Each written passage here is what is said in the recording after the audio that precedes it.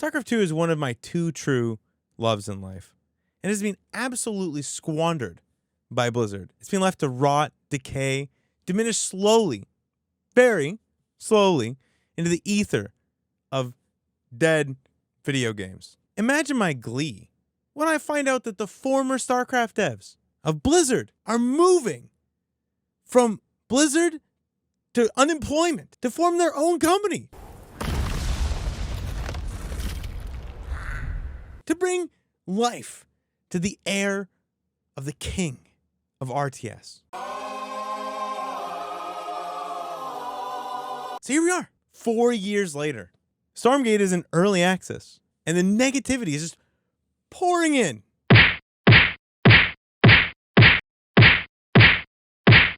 From all sides. It's coming from everywhere. It's coming from Reddit. It's coming from Discord. It's coming from Twitter. I vowed to play 1,500 Stormgate games, 500 per faction, so I could really give Frost Giant a fair and honest crack at it. And while I do intend to stick to that, because I am a man of my word, I am 82 Vanguard games in, and I cannot take it anymore. I am down to 2 wholesome games a day. Oh my God! Where my dogs run in circles, and I just rage quit on game 2. I'm going to give it to you straight. Stormgate, in its current state, is an unmitigated disaster. Top to bottom. Look under any rock in Stormgate, and you will find a mess. Frost Giant has said that there's going to be a huge content patch tentatively set for September 17th, and one later in October that'll apparently, on top of everything in Stormgate right now, it'll bring a 3v3 mode. And they've held off on fixing lots of issues because they don't want to interfere with the September update. So they haven't issued any patches. Anyway, I sincerely hope at least some of what I go through here gets addressed or fixed in the September update. The game currently regularly drops below 400 concurrent players. I think considering their initial targets that they thought they were going to get, that's pretty rough. So Frost Giant actually came into my chat looking for feedback. I think because of that, I decided to turn down my upsetty spaghetti in this video by about 20%. So if you want to understand how initially frustrated I was, you could just turn that up by 20%. I'm starting this review with the constructive parts, and I'm going to end with the pure unmitigated molding. We're going in order of most important to be fixed to least, and then we're going to end with me just getting upset. So let's get right into it.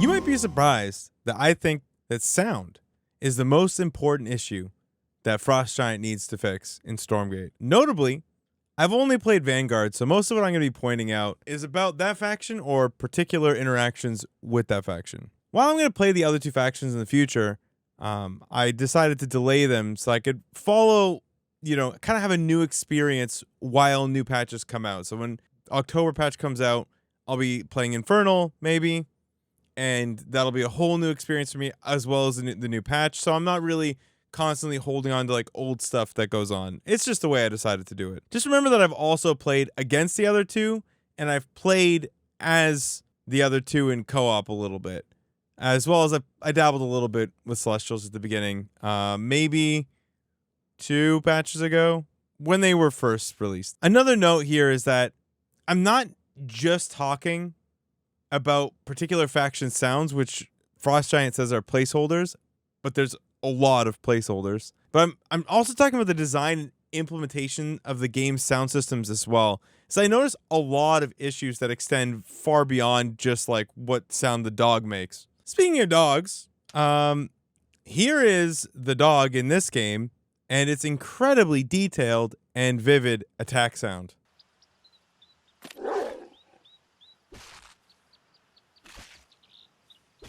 And here is the dog compared to picking up a bush.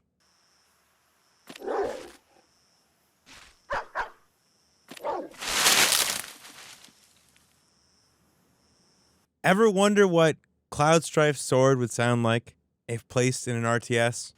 Killing time. Sounds like a pair of scissors to me. My question is, why does a unit with a sword that big sound like it's just not hitting anything? Like it's hitting the unit. Where's the sound of hitting the unit.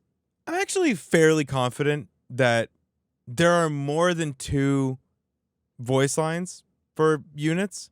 However, for some weird reason, I think there's like a bug where it only ever plays 2. I'm off. On my way. I'm off. On my way. I'm off. On my way. I truly would love for you to hear the sounds of one of my favorite units in Stormgate, the Hedgehog. They ain't got a chance. Those are rockets. I'd like you to compare those rockets to this from CNC Generals. Do you know what you hear aside from the "aye" at the end?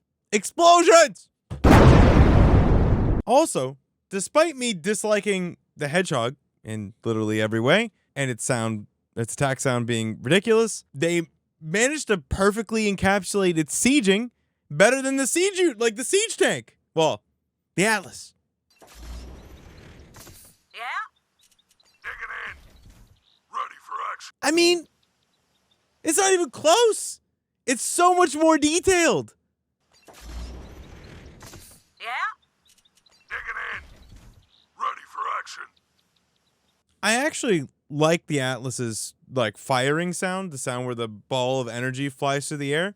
But I find that the shot when it hits the ground just has like a weird, it just maybe too much bass. I don't know. It just sounds kind of off. Like the impact factor of the Atlas just doesn't feel quite right. And I hate the regular gun sound, like the little pew pew pew pew pew pew pew pew pew that it makes. It's and you could literally mistake the giant mech unit's footsteps for the footsteps of a normal man. So as a bonus, okay, because I actually missed this one, my editor sent me this clip of how the morph core sounds, okay? I didn't even know this was a thing.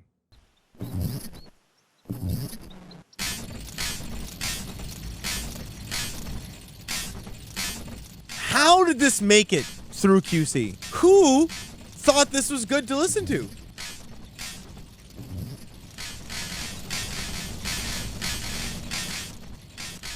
When you look closely, you begin to realize that a lot of the sound issues of this game are just volume normalization issues.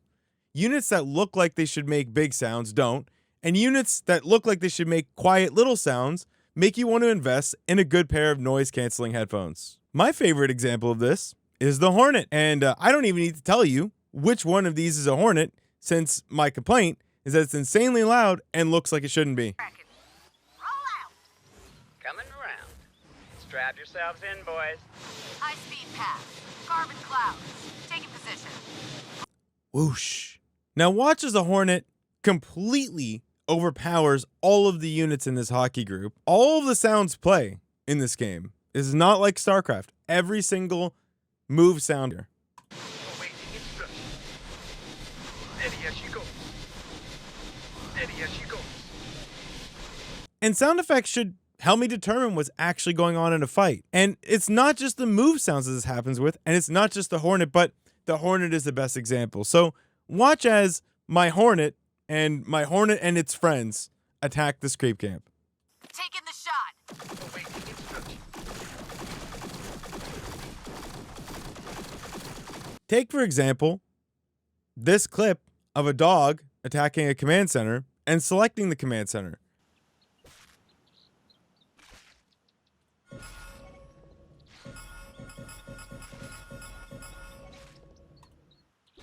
The dog feels like it's 60, 70, 80% lower in volume than the command post, right? So if you're attacking and you're near a base and you're selecting that base, you're not hearing the dog at all over the command post. You'd figure that your army making noise is more important than your buildings building. This section is important because it shows not just that the sound effects are lacking, but it's the sound design and soundscape that are actually lacking. There's a lack of consistency and normalization overall that really ties at least the Vanguard faction, and I'm fairly certain the other factions as well, together. In my opinion, this is a game, and in games, clarity trumps realism. It's more important that I know what's going on, that things sound exactly as they should. I should be able to hear the Vulcan's footsteps if I have 1 or 500 of them. So just so that you understand, there's also a ton of sounds that just either are super quiet or they're just not there at all. And I'm going to give you a few examples. The MedTech Nanoswarm, the healing sound doesn't persist, even when it's actively healing a unit. The Stasis Drone sound effect is not there. The Helicarrier movement sounds like a 30s prop plane and it's super quiet. There's also a bug on it. So if it's not the first priority unit, if it's the second priority unit, it's just silent. I mean, again, like you need 80 Vulcans to hear the Vulcan. The Stasis Drone sound effect might as well not be there. And if you cast a bubble from the Sentinel, no sound effect. Just shows up. I'm not saying they have to do this, but StarCraft uses the clever trick of just playing the movement sound of the highest priority unit at full volume no matter what. And no matter how many of them you have in a group. You can hear them and it's consistent. It's not a realistic solution, but it's an elegant solution. I thought, for example, that the tank actually had a movement sound. I went back in for this video and found out that the tank only has a sound as it moves for the first 5 seconds, and then it just stops making noise. But because you move units often, and because it's always playing the highest priority sound with siege tanks, you get the impression that there's an engine going and there's a tank. Even though, technically speaking, the possibility for the engine in Stormgate is more realistic, when you're standing next to a moving unit and it makes footsteps, you hear those footsteps. It's obviously sacrificing clarity for that goal, and I think it needs to be revisited. I think the problem is obvious. If you have one Atlas and it's moving, it needs to be, when they stack together, if you have 20 Atlases, it needs to be that volume is perfectly palatable, right? There's probably some trickery you could do where you play one Atlas at 50% or 70% volume and then subsequent Atlases, give more volume, but that makes for complexity. I find it hilarious personally, as an aside, that the creep camps in this game are so uneven in their execution sonically. Here is an engagement between your dogs and the slimes.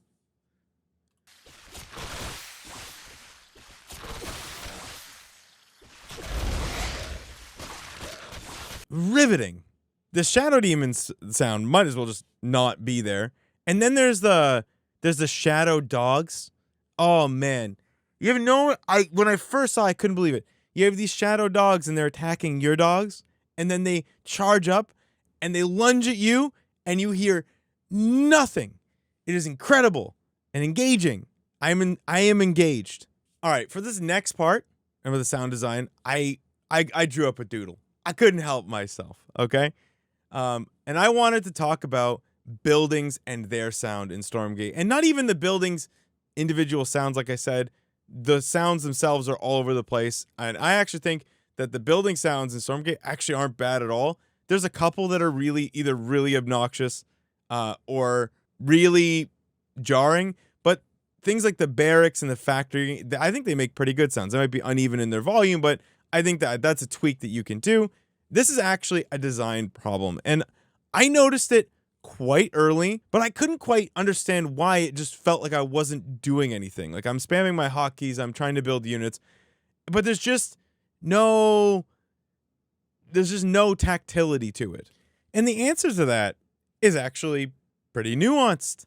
In StarCraft, okay, when you select, let's say this is your command center here. These are your command center and command posts, okay? When you have your camera here and you select your command center, it makes a noise, okay? When you move your camera down here, off into the map to stare at the Protoss as they eat you, right? This command center, if you select it, will still make noise. In Stormgate, when you move your camera down here and you select this command center, it disappears. It's not there anymore. I don't know. Like, I know if I look at my hand and I look at the command card, I know I've selected the command center, but I can't hear it anymore. And sonically, I didn't realize until I played Stormgate how many things you rely on being able to hear in order to know things are happening the way that they should, right? Sometimes you know units are built because you're listening and you hear the Banshee come out, you're like, oh, the Banshee's there, and I go back to my camera location hotkey and I select my unit and I go. In Stormgate, when I select my buildings, if I'm not looking at them, then they don't get heard. Continuing with our extremely fun doodles here, I have a situation for you to better understand why this becomes a problem even when you're doing base building at home. So let's say at base 1 you built a barracks, a factory.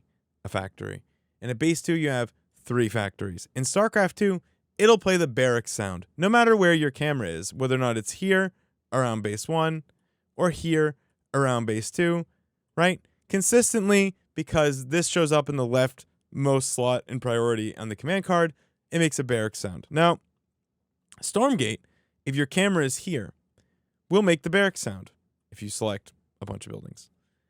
If you select all your buildings together and your camera is down here, it will make no sounds. Not the factory noise, which it should make because your camera is over the factories. It makes no sound because your base is far away from the barracks, which is highest priority, and thus you hear nothing. The worst offender, though, for the building selection issue is quick build. Oh, quick build. How I love quick build. I will be mentioning quick build several times in this video, but quick build, the thing that they put in here as a revolutionary way to select things and build things, makes no sound. So when I'm building anything with quick build, I mean, it's just all my buildings just aren't there. You know, they're just not. They just don't make noise.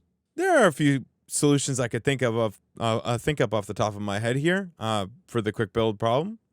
You know, one solution is that your quick build or play sounds from any buildings that are within vision. Another is that it selects the leftmost production building and plays that sound. A more interesting and creative solution would be to play the leftmost building, the production building you have, unless there's another building in your field of view. But you know what you shouldn't do? Nothing. Future Style here. I actually just played a game today where I discovered yet another incredible but very subtle audio flaw. I was playing this game versus an Infernal, and I got dropped. I dealt with that drop like a Chad. I went back to building Exos, okay? I was building an Exo Lancer army specifically, and I went back to building my Exos. After about 3 minutes, I realized I don't have any Exos. I'm floating a crap ton of money, and I have no Exos. And after panicking for a little bit, I was like, what the hell is going on? And then I realized that the Infernal player killed my biokinetics lab, and I could not build any more Exos. And I thought to myself, and out loud to my chat, man, that never happens to me in StarCraft. Why is that? It turns out that even though there is no you can't build that sound in StarCraft, you can't build that, there is a sound that the game makes when you can build something. So when you cue something, it makes a very audible noise. It's like a drum, or like, it's like, I can't make the noise. It's actually the pitch is too weird. It's very distinctive.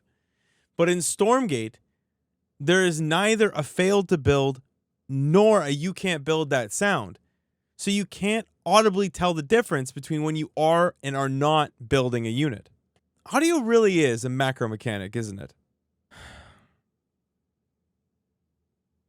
So the best way to sum up my thoughts on the sound design of Stormgate, and more specifically Vanguard, is that there's really only 2 sound effects in the entire game that I noticed were even remotely decent. And that's the helicarrier and the Vulcan chain gun. And I think the helicarrier shot's a little bit too loud, but it just kind of has it just has the nice impact factor you're kind of looking for.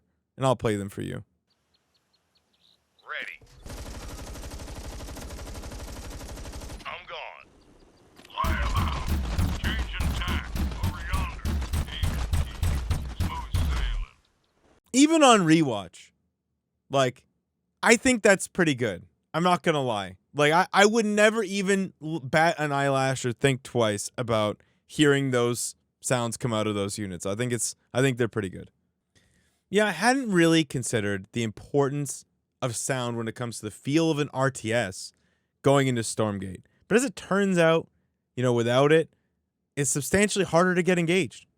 The fights, like, which are already so slow, they just feel like nothing's happening. The game is just happening to me. Like, it feels like I'm watching the RTS equivalent of listening to paint dry. It seems insane to me to think that bad sound design is actually worse than no sound design. I was even more upset by the things that I just that I did hear than the things I couldn't hear. Because at least the things I can't hear give me hope that they're just placed, like there's nothing there. So what will go there is going to be good. The existing sounds are either completely, I had written here, lame and flat, but the word grating applies to some of them. Some of them, like the morph core, are actually audibly frustrating to listen to. In my opinion, aside from the faction music, like Frost Giant is probably going to have to revisit both sounds and sound design of almost everything in Stormgate before release.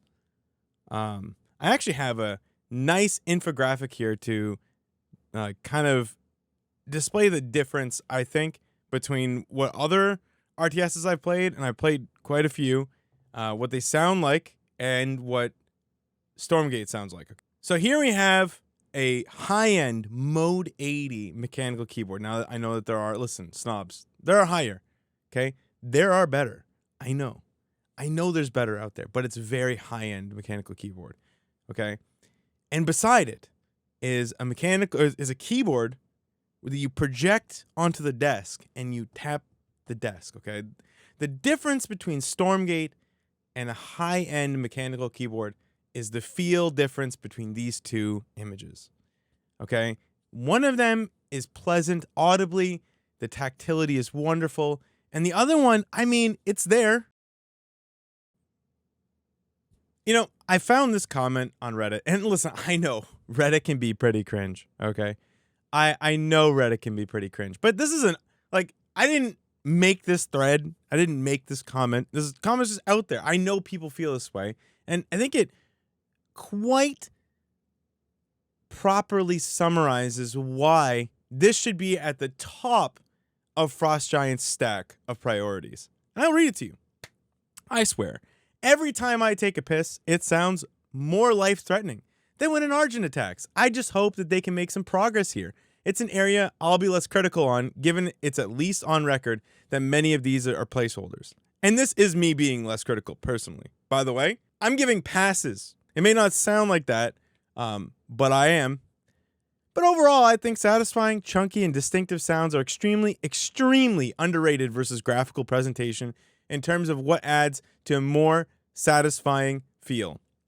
I imagine an experienced Protoss player can listen to a match blindfolded and have a rough gauge on what's happening in a battle.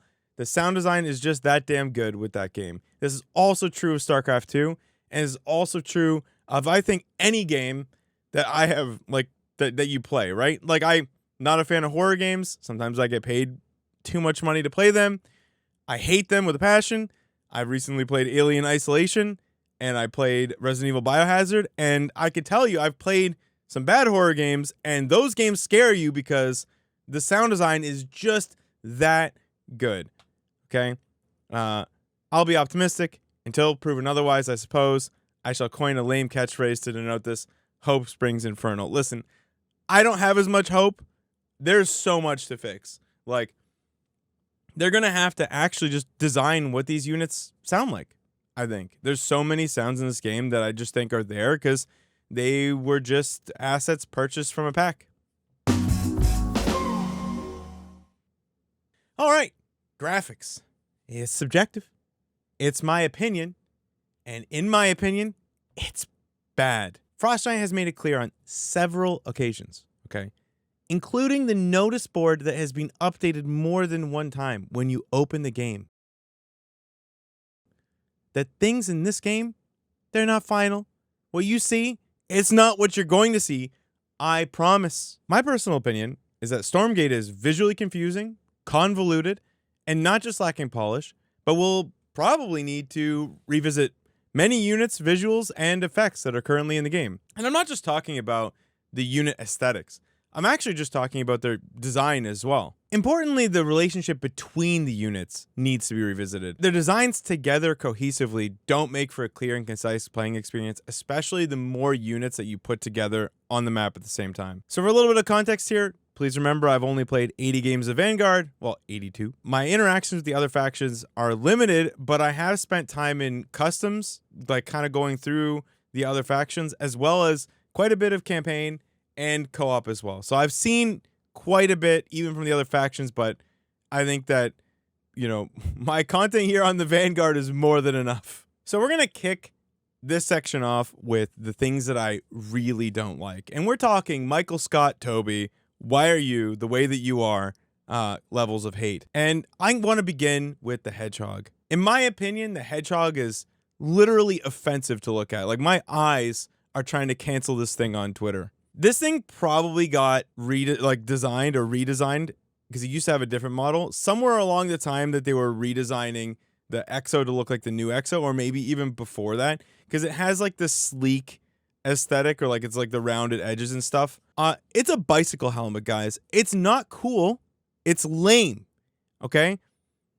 This unit has taken the crown as the worst unit design I have seen in RTS, and that was previously held by the Cyclone, which is a set of treads and a soup can on top, okay? This is awful. I really, really dislike this unit on a personal, deep set level. The next up is the dog, okay? Or the scout, as they like to call it. And honestly, we were promised like a year and a half ago that this wouldn't be a dog anymore. It would be something else, apparently a cybernetic dog or something along those lines.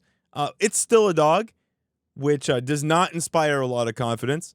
And I just wanted to give a photographic representation of my feelings on the dog in Stormgate. I'm not even going to show you a screen cap because it's literally like a dog. And this is Jason before dogs, and then the after dog state of Jason. So this is the Sentinel, and I want to know, what is this thing? It's like a ripped off version of their own evac, where they just put dude donuts in the middle. You know, it's a budget toy from Wish.com that you found at Salvation Army because even the kid wouldn't use it. And then the only thing worse than this is the Hedgehog that belongs in the garbage bin at that very same Salvation Army because they realized they couldn't sell it. All right, the Bob. I hate everything about the Bob, not as much as the Hedgehog. I think the name is dumb. The voice line, in the rear with the beer. It might be cute to some, but it just reminds me the game I could be playing. In the rear with the gear. Please bring me back to StarCraft. The floatiness of the unit, the model, everything. It's just so dumb. Right? So much in this game is just like, it's trying to be cute. This is a post-apocalyptic Earth. Why is it smiling? My question isn't what is this? It's why is this? All right, I'm going to go into the spell effects next, and this pretty much involves every single spell effect in the game. But the art of subtlety has been completely lost on Frost Giant. Spell effects are just bright, they're populous, they're in your face. And this image that I have right here, you're going to see this. There's so much to unpack in this one image that there's actually 3 instances of time that I am going to come back to this. Like, I don't actually know what is happening at all in the center of this. Like, when I was playing it, I know that this is like an encoded image or whatever, but when I was playing this, I had no idea if there were even enemies alive. I literally can't see anything in the middle. Like, there's just bubbles and particle effects and whooshes and all sorts of shit going on everywhere. And like, the fight takes a year. So like, we're just confused forever. The particle effects of Nanoswarm make things really difficult to see. Like, it's not that bad in a single instance, but once you start to get to a lot of dogs and a lot of Nanoswarm, things just become super chaotic. There's just so many points in this game where there's just unnecessary things, including vision. So, a really good example of this is Lockdown. Lockdown has 2 indicators that lockdown is occurring. It has the bubble around you, and then an overhead drone that occludes vision for no reason. I'm 90% sure, not the other 10%, because I swear to God, I just can't go back in, that this is the same bubble that they use for the Exo when it comes back to life, which is the only reason that they put literally the ring from Halo over top of whatever unit that you've cast this on, and I'm pretty sure it scales up with the unit size. Look at this spell effect for the Lancer, or the Exo, which is also on the Lancer. It's just so much to denote that the unit is just moving faster. And it's the same color as the Exo itself. Once you get enough of these Exos, it just starts to all blend in. It's much harder to click on and see things. For reference on what I mean by subtlety, when you are playing StarCraft and you stim with a Marine, which does suspiciously a very similar thing, it just puts a little tiny green icon over your head and just makes a noise.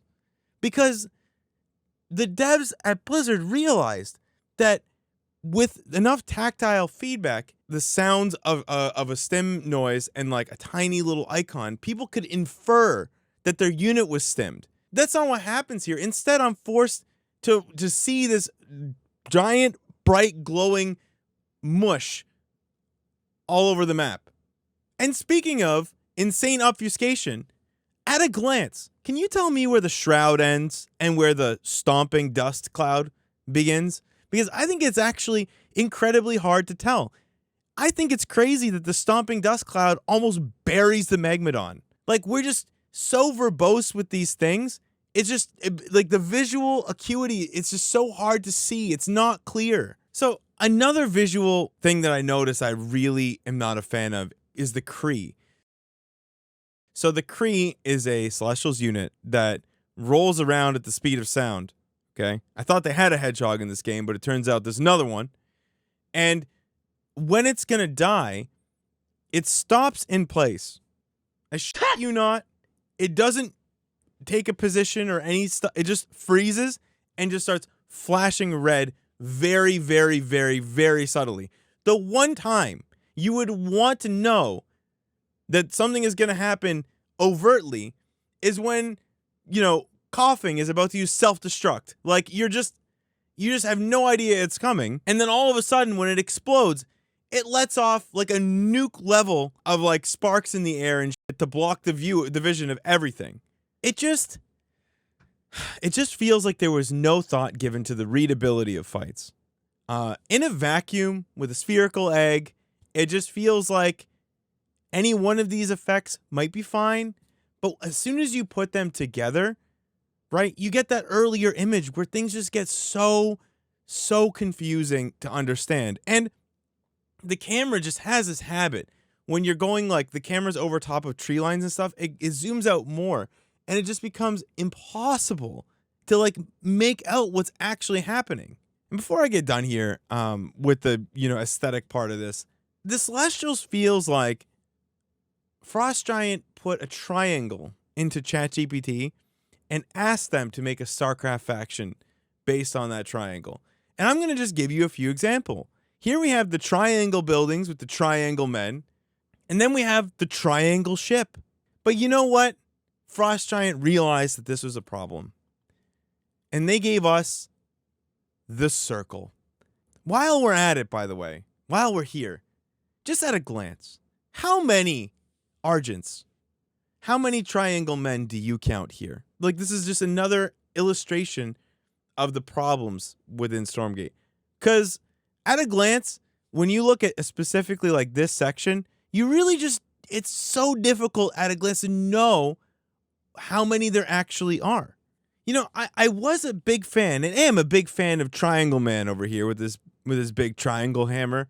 But I noticed that even with this unit, they just couldn't help themselves. And the wings are like infinity in size. So when you mass a bunch of them, they're just like this bright glowing mass that just occludes vision everywhere. So team color strength and size normalization are a big issue when it comes to the units of Vanguard. And I cannot stress enough how I think this is probably the primary problem that I have with Stormgate's faction visuals. Compare this Stormgate army to a similar army in StarCraft. StarCraft employs a pretty general principle around unit design. They can be summed up as follows. Units of similar sizes are different colors, and units of similar colors have a different size profile. Like they're different either vertically or widthwise. So you can see that the tank and the Viking down here are similar color palettes, but the Viking is much taller and much thinner, and the tank is a much wider unit. Whereas the Marine, the Marauder, the Ghost, they're all different color palettes, even though they're reasonably similar in size, right? The Marauder has black armor, the Marine is like the primary color of blue, and the Ghost has white armor. The Medevac is also white, but it is a vastly different size and shape profile, right? So there's no overlap there. When you take a look at the Stormgate army up top, the primary colors feels like they're mostly blue, right? When I look at my army, it's just a blue blob moving around. Now, the MedTech is slightly different from this, and I found myself actually being able to pick out the MedTechs more readily than the rest of them, which kind of blend in, especially in army movement. Like when you look at a still photo at the perfect zoom, it's really actually not that bad. The Atlas stands out from the rest. There's a little bit of blending in for the units somewhat, but they're all standing still, so it's fine. But when things start to move, you start to have the problems start to show. And I think these two screenshots actually perfectly encapsulate, my point here. I know I've played a lot of StarCraft, but when I look at this scene, I can see the Marauders, I can see the Marines, and I can see the Ghosts, like very clearly.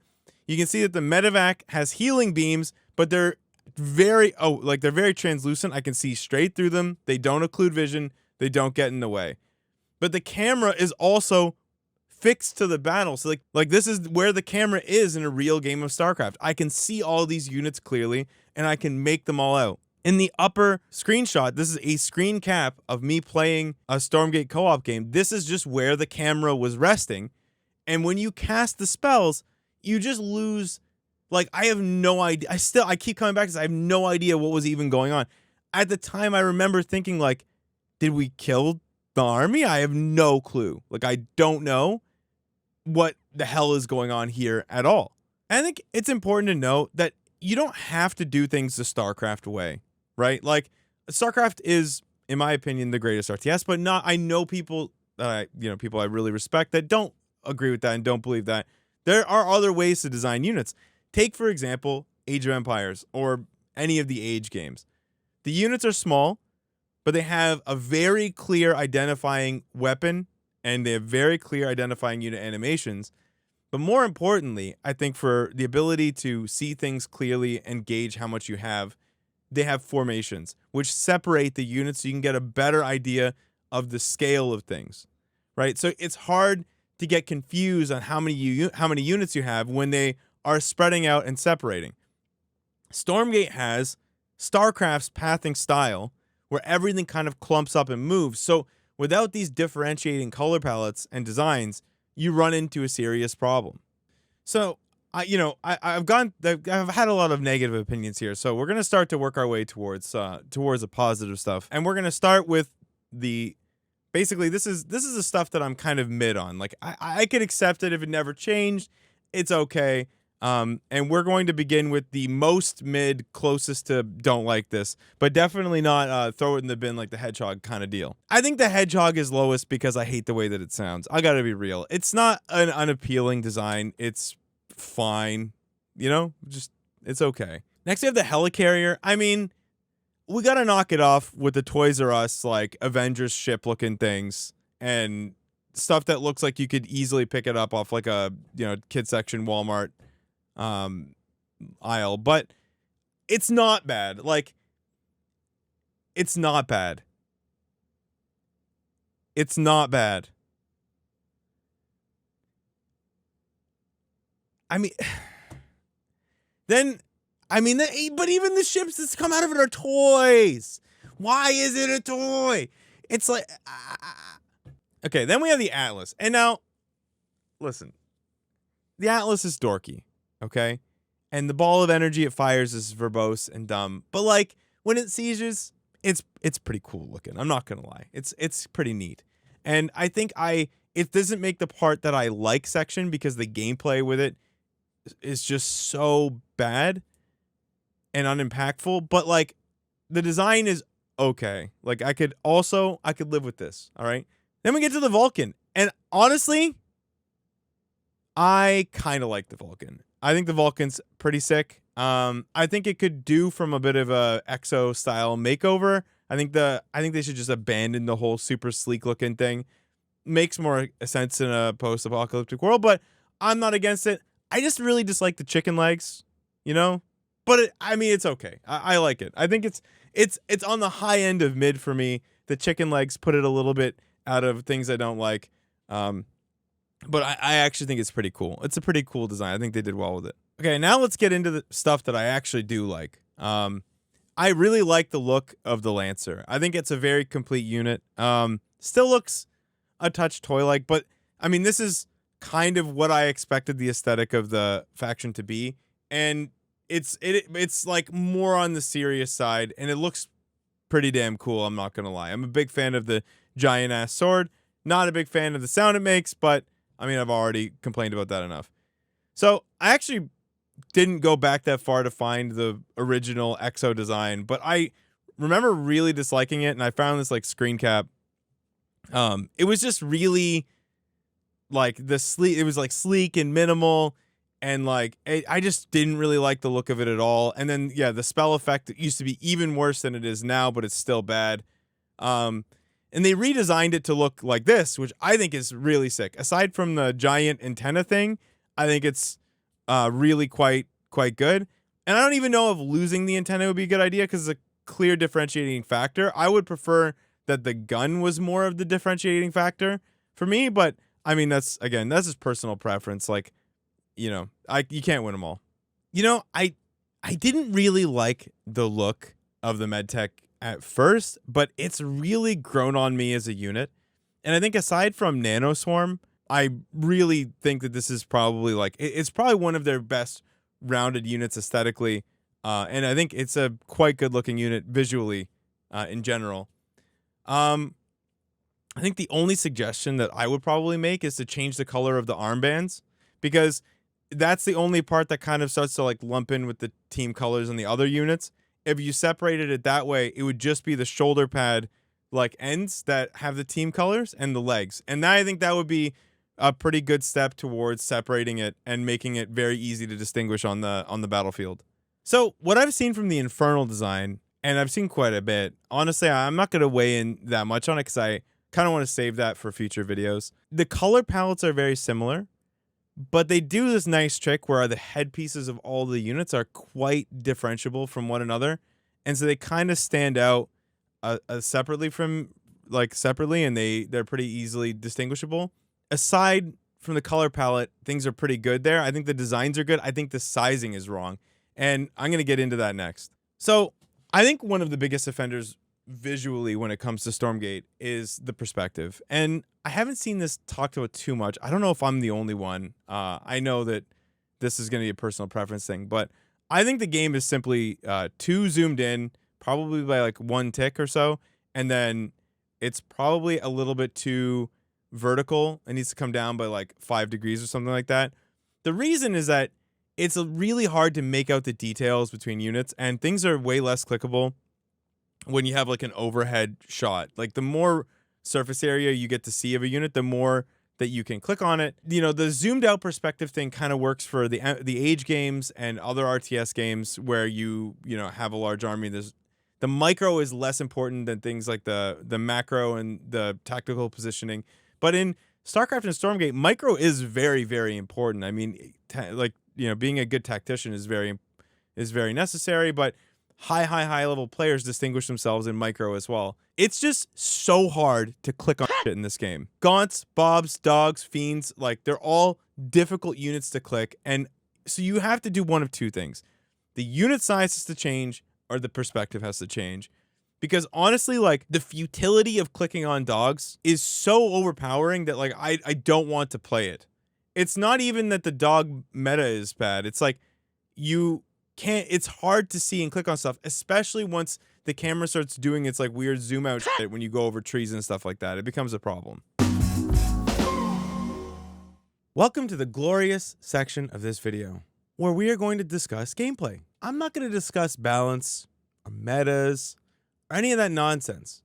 Instead, I'm going to talk about completely objective and totally measurable feelings that I got playing this thing and my thoughts on the game's unit design. Please keep in mind that we've already discussed aesthetics. So what I mean when I say design, I mean the functionality and utility of the units. To begin, I'm going to start with pathing, and I don't think I need to say anything.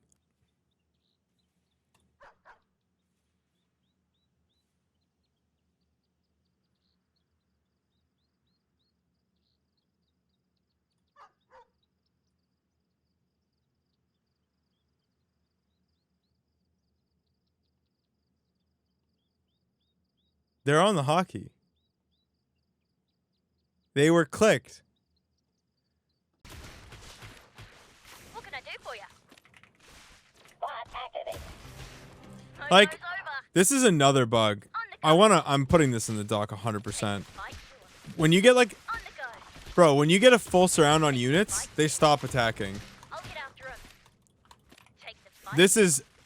This is a fucking complete disaster. I cannot believe that's in here either.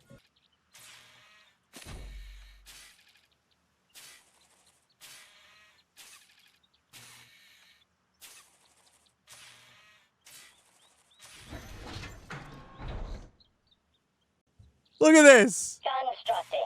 What is this? What are you? No!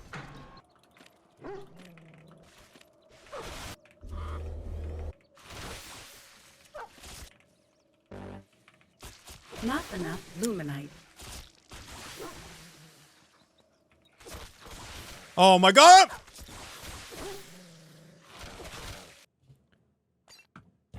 Oh, that's it. No. Nope. I'll play tomorrow. Nope. Nope. Nope. Nope. Nope. Nope. Nope, nope, nope, nope, nope, nope, nope, nope, nope, nope, nope, nope, nope. I want you to keep in mind that the examples that I gave here are actually things you run into.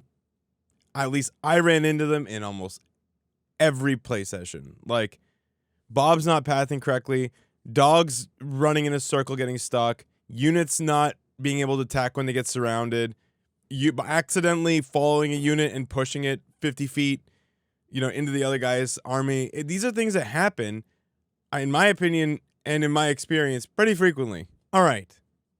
We're going to get into our first discussion about a unit. This is about the EXO, okay? And this is opinion.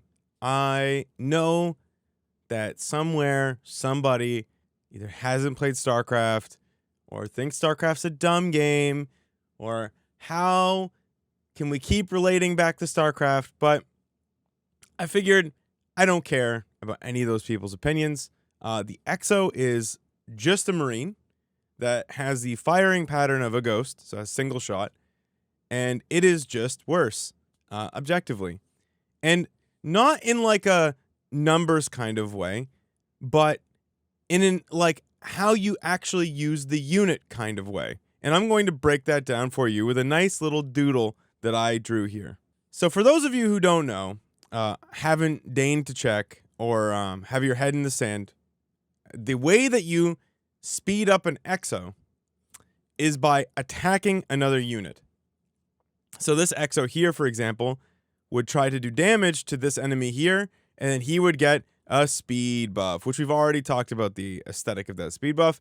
Okay, he would go faster because he attacked. Okay, this is the way that stim. I actually just don't even know what it's called in this game because it's just stim. You go faster. I think you attack faster. I'm not sure. The main issue here isn't even the attack speed.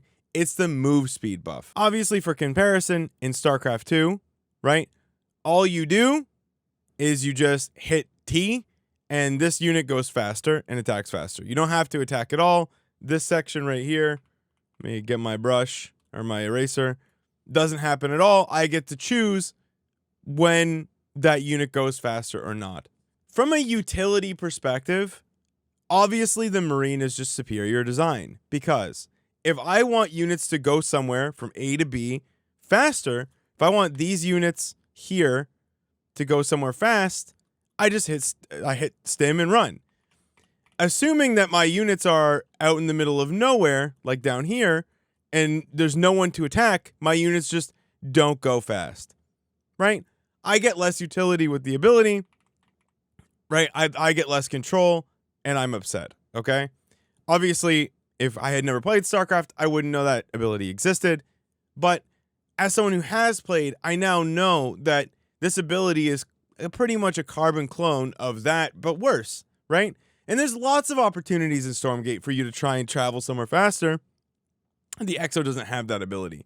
Like, the way that you have to do engagements is that it forces you, in order to get the speed buff, you must attack. So it forces that it forces these engagements that you might not necessarily want to take, but you do because you need the speed buff to continue on or to run away, which I think is just kind of weird. And the final thing that I think it really exemplifies why this is just a super shit idea is that if you are fighting in a choke, right? This is why we have this graph here. We're fighting in a choke. Okay, we're fighting. These units are all attacking the enemy. They all get the speed buff. And let's say, for shits and giggles, the back ones also get a speed buff. Okay, well, now we want to run away. We're being overrun, guys. But we can't run away because these units in the back line don't have a speed buff.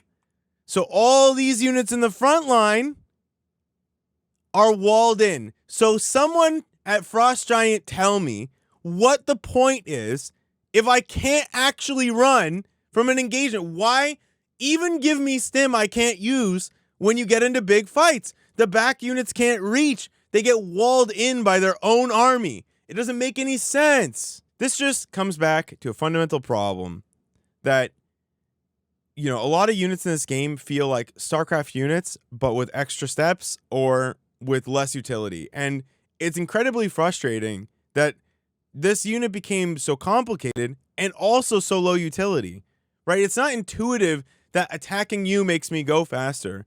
Like, I just want to be able to go faster. The game is super slow. Like, let me go faster. All right. Enough of the Exo, okay? Enough of the Marine, or the budget Marine, the Wish.com Team U Marine. Enough of that. We're going to move on to the Wish.com Siege Tank. I have thought a lot about why this unit feels like trash. And I'm going to give it to you. I'm going to tell you. And I'm going to try and describe it to you the best way that I can, because I just couldn't do it to you to make you watch how this stupid thing fires. Anyway, feel free to go into a custom game and figure it out for yourself if you don't believe me. I'm going to start by describing to you how the Siege Tank works to better understand why the Atlas feels awful. The Siege Tank, it will lock onto a target. It will turn its turret, and it will lock onto a target, and then it will fire, and then it will reload, and it will repeat that step, okay? And this avoids a fundamental problem that the Atlas runs into, which is where a unit can't really die before it shoots because it's front loaded, right? The tank has a shot in reserve and it locks on and fires.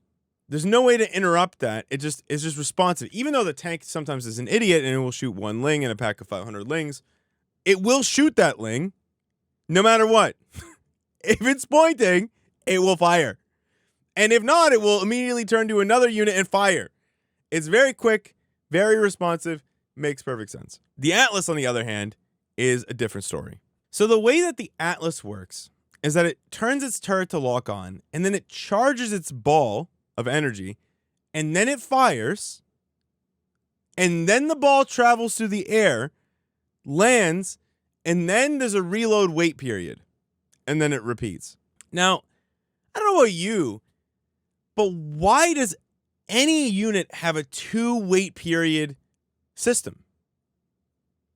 Why? Why does it have a front and back end wait period? Why is it that when you fire the ball and it flies through the air, why is the Atlas not already charging for the next shot? It doesn't make any sense. And what ends up happening is that it picks a target, and sometimes that target dies. And the Atlas just restarts the charging phase. So like sometimes the Atlas just shoots nothing. Or a unit is moving towards you, and the Atlas chooses it, and it charges and it fires its ball. And then by the time the ball gets there, the unit is on the other side of the circle. You're shooting completely different crap.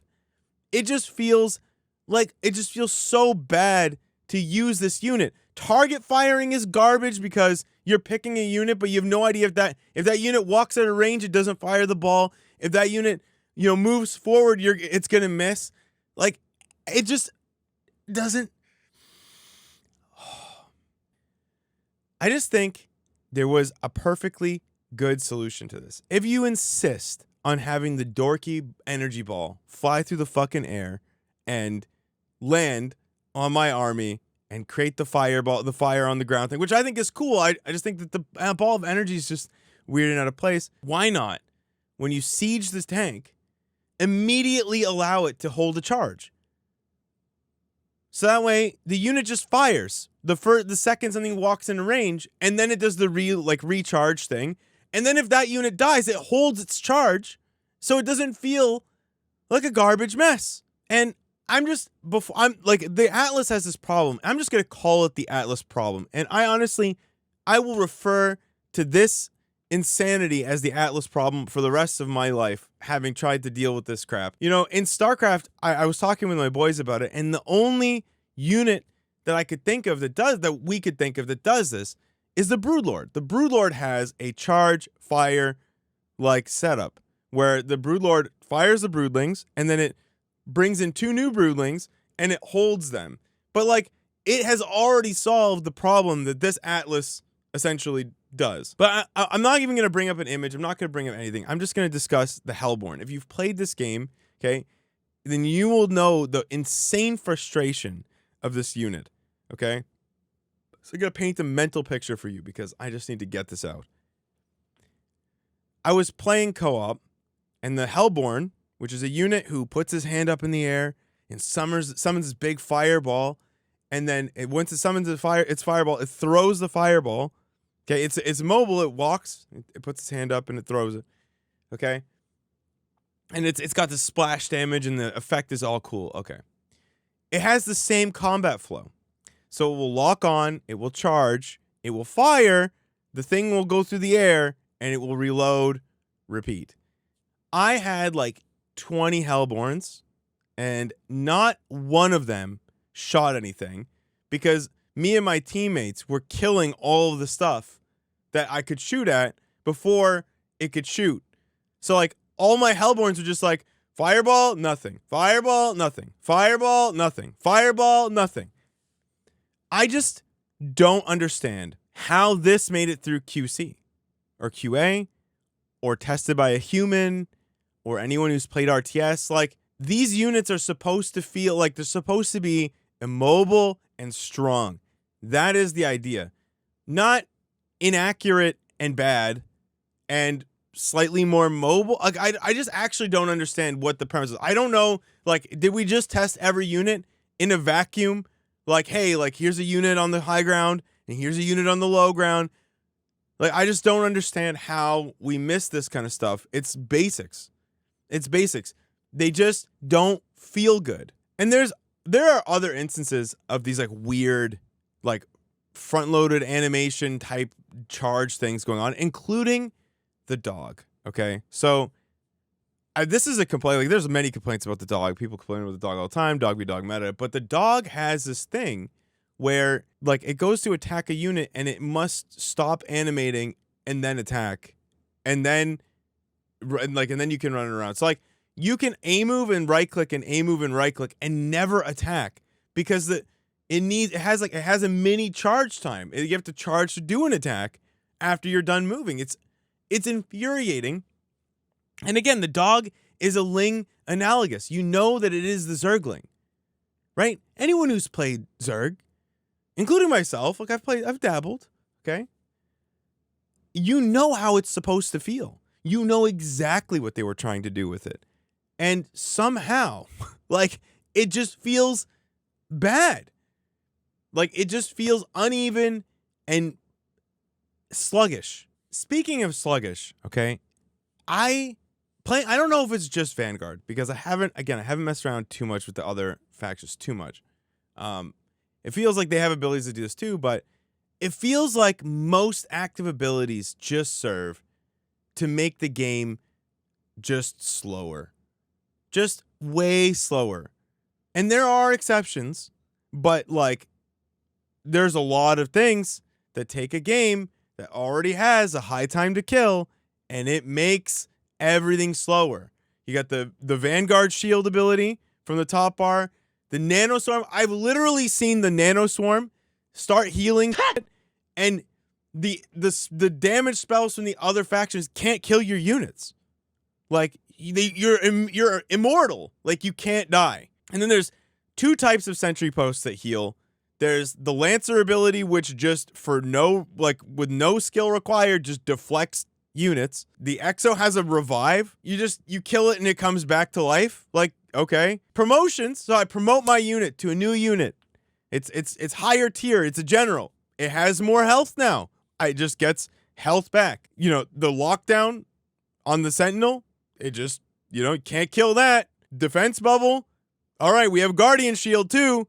And then you have the depot turns into a thing that spawns a defense bubble. Like, you have so many abilities that do this and just slow the game down. And I think that also, like, this is evident in gameplay too. Like, why does the Hedgehog have to stop to be an anti-air unit? Like, why are we slowing things down so much? I think you can approach this problem from two angles. You can raise time to kill, and things can be responsive. Or things can be less responsive, but they kill things easier, right? Things are more powerful, but they're a little less responsive. So siege units should be less responsive, more unwieldy, stronger, right? They're the kind of like the backbone of the damage. And then units that are small and, have a, higher time to kill, they can be really, really agile instead, because they don't output a lot of damage. At least that's what I would think. Why not make my units agile and good to control? Because I have longer to control them. Like, I can get that feeling for longer. And then I just have a list of, like, random complications. Like, just how this game makes things complicated for no reason. So, for example, veterancy. I spent I spent a decent amount of time arguing with my chat on how veterancy works. So veterancy, when it promotes based on a percentage. I think it's like your amount of armor or your amount of damage. Like, two of the three stats that get buffed are percentage based, but the health that you get restored is a flat number. Why? Why not just 10% to all stats? How simple is that? Like, just make it simple. The idea is there. Why, when you have a scanning thing, like, you're going to scan as the Vanguard, you send a floating dog from one side to the other. Why? So your opponent can kill it? Like, so I don't get to scout because my opponent was luckily in the middle of the map at the same time hitting the A button? Like, okay. Why not just have it be like a nuke where it just launches from your command center to wherever you want to go after a certain amount of time if you want to delay? Why can a Bob punch a tree down, but a Lancer can't cut it down? I don't know. Why are Luminite camps worse than just killing the creeps for the Luminite camp? Dunno. Why am I building interceptors? Why are they not on quick build? I don't understand. We're just making things complicated for no reason. And another section I have here is like some things in this game just feel like I'm using them, but not for the intended effect. So, for example, the promotion tool. I have not never. Like 1 in 20 times will I promote a unit because I'm like, that unit should be a veteran. The other 19 times are, that unit is going to die. It's a veteran now. So, like, it's the same kind of ideas as the creep camps. The creep camps are just, every one of them has no real intention to it. It's just like, well, I guess we could just give energy. I guess we could just give luminite. I guess we could just give vision. And then it's like, well, we need more reward. What do? Just give everybody money. So now no one cares about the camp. No, I don't know anyone who's taken a creep camp for any reason. I guess the speed camp, because the game is slow and you want to go fast. No one is like, people take the camps for the money the camp gives. That's an accident. You don't want that. You want them to take the camp for the vision. That's a vision camp. And speaking of camps, honestly, I'm not going to get into metas. I think this applies pretty universally to all the factions. I think Vanguard is affected the most because this is just my gut feeling, but Vanguard's kind of a little bit on the worst side if you have to play like a macro game, if you have to just go take an expansion. But I actually don't know if that's true. I just think they're insane for getting the creep camps in general. Camps are just better than expanding. They're just better. They give you more money. They allow you to get a bigger army advantage earlier. And it just promotes death balling. Like, you just want to keep building your death ball. And, you know, you're not trying to separate your army and do a bunch of stuff at the same time. You're just trying to get bigger and stronger and just take your fight and, like, steal the creep camps and do whatever. And, yeah, there's just no I brought this already. There's no essence. There's no essence to the camps. Like, I just want the money. I don't want anything else. I think, in my opinion, that they should offer something more, and they should be dictating the flow of the game. Like, and it should just be, they should really rethink how camps function. I don't think they should even get rid of them, right? Like, you know, technically, if you look at Age of Empires, there's the 3 spots you have to stand in to win the game. Like, you could just do that. That unlocks later on in the game. You can have phases to it, where at certain phases, it changes what the camps do. There is a lot you could do here, but the current iteration, it feels like we decided we wanted to have camps, couldn't figure out what to do with them, and are just forcing it. That's what it feels like. So I've kind of alluded to it several times, but I'm going to talk about pacing a little bit here. And listen, I've played so much StarCraft, okay? And StarCraft has ruined my brain for games. Like, there's so many great single-player experiences I just can't play because they're too slow. And it's kind of a shame, really, but for the first 5 minutes of a Stormgate game, you are cracked out. Like, you are just strung out. The idea that it is too fast for me, and you don't have to believe me, like, you'd have to take my word for it, but the idea that it is too fast for me is wild. Like, you have a dog on the map, you're building a depot, you're building a barracks, you're getting your theorem, you're building your upgrade thing, you're getting the upgrade, you're getting the chrono for the upgrade, you're running around, oh, you're killing more camps, oh, the guy's engaging you, all at the same time. And it happens very quickly. And then if you get into a macro game, the game just grinds to a halt. Like, it's so slow from there. The game is just, it's paced so poorly. It's like if you started StarCraft with like an 18 worker start or something like that. It's insane how quick things happen in Stormgate. There's no time to build up and like think about a match. So you get you in StarCraft 2, especially before, like a lot of people think that the what are we at, 12 worker start? They wanted, like, people kind of wanted 8 because they missed the days where you could just sit down and you could plan out in your head, like, okay, this is my build this game. I think I know this guy. What does he usually do? Let me think about how I'm going to respond to it. There's none of that. I mean, I barely have time to like remember what my opponent's faction is before I'm just neck deep in you know, dog v dog meta. I've complained a lot. Now we're going to get into the things that I like. There aren't that many of them. They're mostly good ideas, in my opinion. So I love the idea of a bunker that changes its function depending on what unit is in there. I think it gives a really good way to extend the longevity of units that kind of fall off later in the game. I really like how the dog is really strong early, but kind of falls off later on, so you turn it into a sensor tower. That's really cool stuff. I really like that depots become chrono, like they become chrono boost for your buildings, which is kind of nice. I like that because the depot can't lower or raise in this game. It's kind of just there for walling purposes, and this gives a whole reason to have good base layouts. And I really like that this game makes it much easier for, at least for Vanguard, to tech switch. Like, if I'm like, oh, I have some factories, I can just build this composition. I have some barracks, I can just build this composition, because there's no real, like, you don't get upgrades. So, like, the thing in StarCraft 2 that kind of prevents you from tech switching from, one tech style to another, like going mech or going bio, is that you need the correct production facilities, but also your upgrades are not transferable between your barracks and your engineering base and your armories. But in this game, there are none. So you could just decide, okay, well, you know what, we're gonna go with exo balls instead of going for Vulcan medtech or whatever. And you can just do that. You can just trade out. I really like that you can do that as well. I ragged on them a lot, but I like the idea of the camps. I think that that's a fun mechanic from Age of Empires. I think that it's a good way to deal with the stalemate problems that kind of occur in StarCraft sometimes. It doesn't happen too much anymore, but there have definitely been eras where it does happen. And it gives separate win conditions and reasons to be on the map, which are great.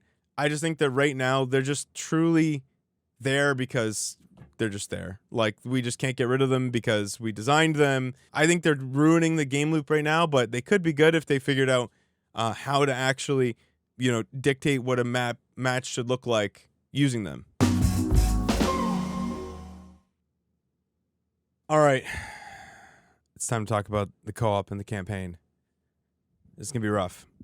So playing the campaign, not a good experience. I'm not the kind of person who cares a lot about the story in an RTS, but I laughed out loud at the cringeworthy dialogue in this game numerous times. And you can catch a clip of that here. The more I see of this plan, the less I like it. We turn this thing on, we'll call the entire This guy looks like he hasn't not seen cocaine for the last fucking 20 years of his life. Malok wants Oh my god. bad. I can feel it. Getting to them before he does is our top priority. You're risking our lives on the feeling. I am tired of running. If he looked at me, he'd know exactly what I was thinking, man. This guy sees it right into your soul, bro. Oh my god. I've made my decision. No more running, Warhawks. Malok's reign of terror. You were never running. Make ready to attack. Oh my god. You've cringily run into every conflict head first, brain on the floor, and now it's like, we're not running anymore. You were never running. There are multiple times that the characters interrupt each other, but there's like a solid 2-second failed quality control pass level of like delay before the next character says anything. And Frost Giant does say that they're going to address those things, the cutscenes, but like the cutscenes are just some of the worst I've ever seen. Like maybe early 8000s era Sonic Adventure Battle 2 is like worse, but like I don't know, like I maybe haven't played enough stuff, but like it's just rough. It's just rough. The animations, the unit models, the timing, all of them are painful. It's painful at the worst, and just the best you're gonna get is it's just passable. Speaking on Amara as a character, this is just opinion, but I think she has no redeemable qualities. She's just an ass to everybody, right? She's just a jerk, and so like she goes on this corruption thing, and it was just like the most stereotypical story ever. But it's like, who cares? It's just an ass getting more power and becoming more of an ass, just a demon ass. I honestly find myself cheering for the Infernals. The Infernal characters are funnier, they're wittier, they're I don't know, they're just, they're just entertaining. I want them to win.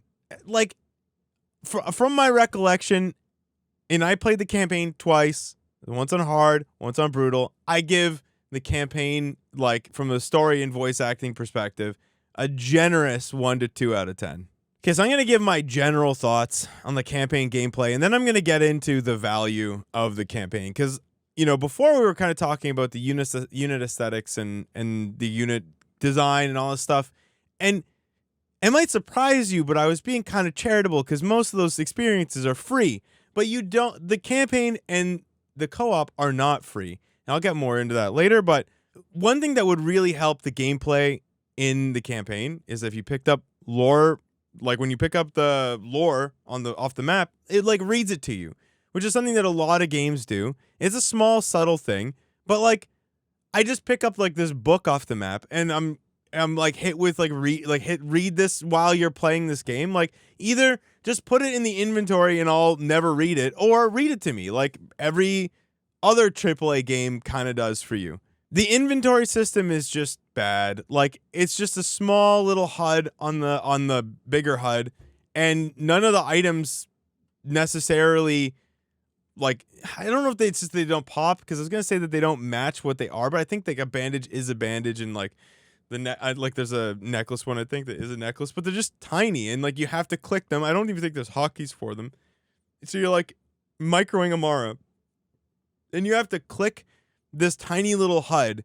It was like the worst way to do inventory management in my opinion. I actually got this feedback from a YouTube comment, like on my gameplay of it, which I'll link below, that I was like I wasn't taking my time, so I was missing like a ton of details. And I took that to heart a little bit and I thought about it, and I've just never had this problem. Like, here's a really good example of why. So when you're playing StarCraft 2 campaign, you pick up research pickups off of the map. And instead of you having to like stop the gameplay and decide what to do with that, and am I going to use this now? Am I going to use this later? No.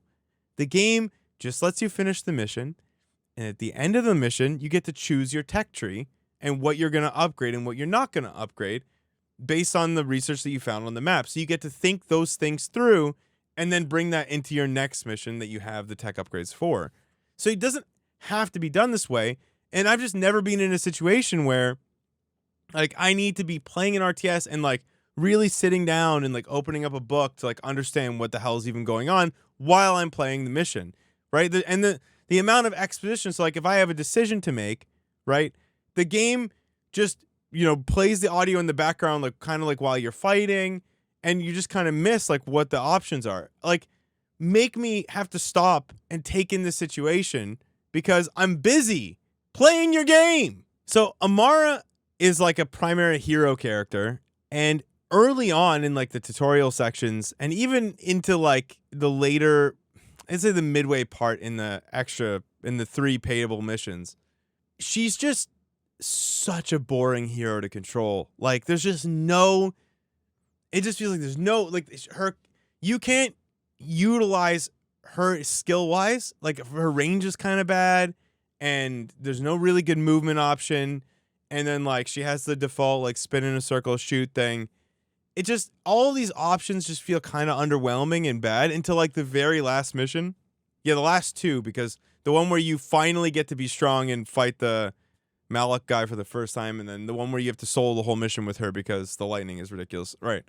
So, yeah, she's just not fun, and like centering the gameplay kind of around her is just kind of, it's just really lackluster in my opinion. And so moving on to the missions, there's only one mission in this campaign that was difficult, and that was the stand. The stand is a shameless ripoff of the drill from StarCraft 2.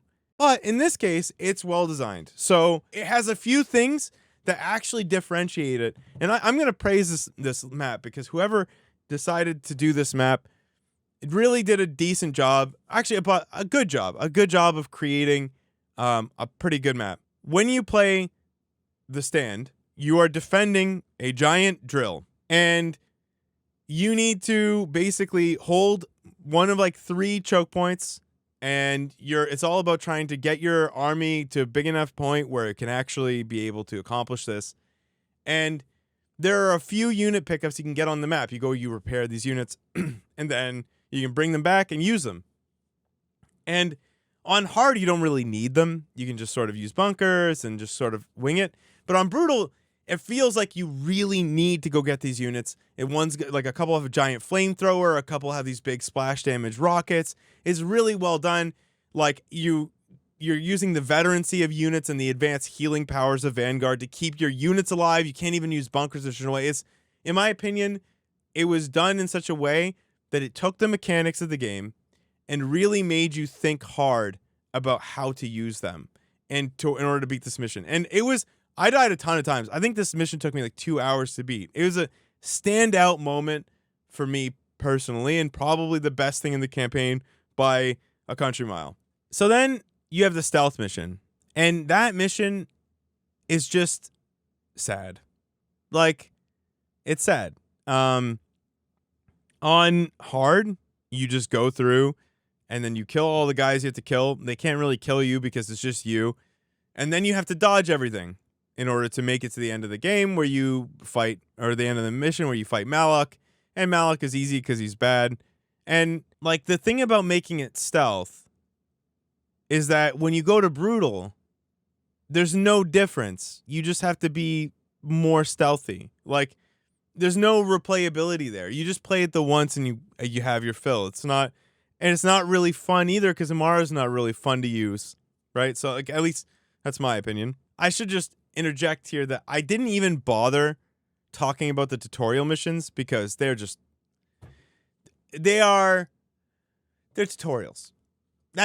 They're not even missions. So the free missions in this game, like I would say just skip them. I don't know. Like there's nothing of value there. So the final mission is this one that is a ripoff of a StarCraft 2 co-op map, and I cannot remember the name of it. But basically you have to hold 5 points simultaneously. It is also 5 points in the co-op map, by the way. And there's lightning coming down all over the map. And this is where you get to discover that units in Stormgate are just really slow. That's what this campaign map teaches you, because Amara is the only unit you have, I think maybe aside from the hedgehogs, that are fast enough to make it and not die to lightning. And eventually, you just get to the point where you just kill everything with Amara because your units just keep dying to random lightning strikes on the map, something you can't really dodge because your units are all slow and bad. And it just feels so bad. Like you're just soloing the whole thing with one character, and then you go to the end of the game and that's it. Again, another thing, I just don't know how I made it through like a human tester. Like the feel is just rough. And my overall thoughts, I guess, are really simple here. And we're going to get into the value proposition because, I mean, my job as a content creator reviewer, man, is to tell you whether or not I think something's worth it. Like, I'm trying to tell you whether or not you should get Stormgate or go across the street and get StarCraft. Like, this is my job to do, okay? I don't know who I would recommend the purchasing of this campaign to. I don't know. I don't actually know, because all of the missions, every one of them in the campaign, at least the tutorial sections, I think probably are a little bit more Warcraft 3 inspired. The first map specifically, like the 3 paid missions are actually just StarCraft missions, but translated to the Stormgate mechanics. You have the drill, which is the stand. You have the Zeratul missions, which are the Amara running around and dodging mission. And then you have whatever that co-op map is where you hold the 5 points. That's the last map, okay? But there's a more insidious point, I think, and I'm going to get there with this, because you have to remember you can pay 10 USD of your hard-earned dollars for this game. So it comes down to replayability, okay? And I think if you could just pay for the stand, I think that the stand gives enough of like a breadth of interesting ideas that maybe you could justify the purchase of that mission if you just wanted like an RTS experience and you've played all the other RTSs. But here we go. So if you buy a Stormgate mission Okay, if you play a Stormgate mission, you're playing one. You can play it on hard, and you can play it on brutal. And here we run into our first problem. Brutal is just hard, but slightly harder. Like, in StarCraft, brutal has occasionally entirely different, like, time constraints, difficulty constraints, unit spawn rates. Like, everything is just harder on brutal in a very significant and very meaningful way. And in Stormgate, I barely noticed a difference in everything except the drill, right? Like I said, the stealth mission was just more stealth, etc. When you buy StarCraft, when you play a StarCraft mission, you're gonna play now, and there's basically, we're not gonna bother talking about like normal difficulty or whatever. You can play it on hard for the first time, okay. Oh, now I'm gonna go play it on brutal for the first time, okay. And then there are 4 achievements. I think 3 to 4, but the mission I clicked on to check was 4. There are 4 achievements you can do, all of which actually pretty reasonably change the gameplay flow in the mission. And then there's an achievement for beating all the missions on brutal, right? So you have 1, 2, 3, 4, 5, 6 reasons to revisit a map, assuming that you're more novice, and any one of these achievements is going to be hard to accomplish, right? It's going to be difficult to pull them off because, you're new and you're just going to take your time. If you're a veteran, odds are you could probably do 2, maybe 3 of these at the same time. And if you're really sick, sometimes you can do all 4. But then you have an overarching tech tree, which includes different units, different upgrades, different abilities. So there's a whole reason to come back to the campaign with a different set of tech and try those missions again to get a different gameplay flow, right? So that's a 7th reason. There are 7 reasons to replay any mission in StarCraft 2. And there are 2 if you're being generous with the Stormgate campaign missions. So, coming full circle here, it's really about the fact that you have to pay for the campaign. I can't sit here and tell you that just go support the Stormgate guys. Like that's how you should buy the campaign. Like, you're getting a product here. You're getting a thing that is finished, whatever that, it's not finished, like by their own admission. But should you spend $10 on a promise that it will be finished? And in my opinion, you should not. Wait till it is done. Wait till it is actually better. Or interesting. Like I said, you can't pay for the one mission, I think, that is actually meaningfully difficult and interesting. You have to pay for all 3. And I just don't think that that's worth it, especially when the entirety of the Wings of Liberty campaign is free for anyone to play right now. And more to the point, I have played like 3 different entire versions of modded campaign missions in StarCraft. The Nightmare difficulty one, the reverse campaign, and the co-op campaign, all of which are better designed than this. And 2 of them are like different. Like, the reverse campaign is literally every mission, but you're the bad guy. It's a completely different experience. And every one of those modded campaign missions is way better than any single mission that I played in Stormgate. From a conceptual and design perspective, they felt way more engaging and difficult, and I had to really think things through with a real brutal difficulty. Let me give you an example. On the reverse campaign, when you're going to kill Raynor with Kerrigan, which is sick, by the way, they reuse voice lines to make it sound super awesome. Raynor mines more money. So you have 2 choices. Do you kill Raynor early to try and stop him from getting up there, or do you go for a cost efficiency play? I'm going to get, Brood Lords. I'm going to get I'm going to get lots of Queens for Transfuse and use Spine Crawlers. Am I going to do that? Or am I going to try and kill him early with Banelings and get in there before he makes a lot of money? That kind of thought process did not go into Stormgate's campaign difficulties. There's no meaningful gameplay decisions there. A modder, for free, managed to get that where these guys couldn't. Now we're going to get into co-op, okay? And this is going to be painful because This is going to be painful for me because this is the place that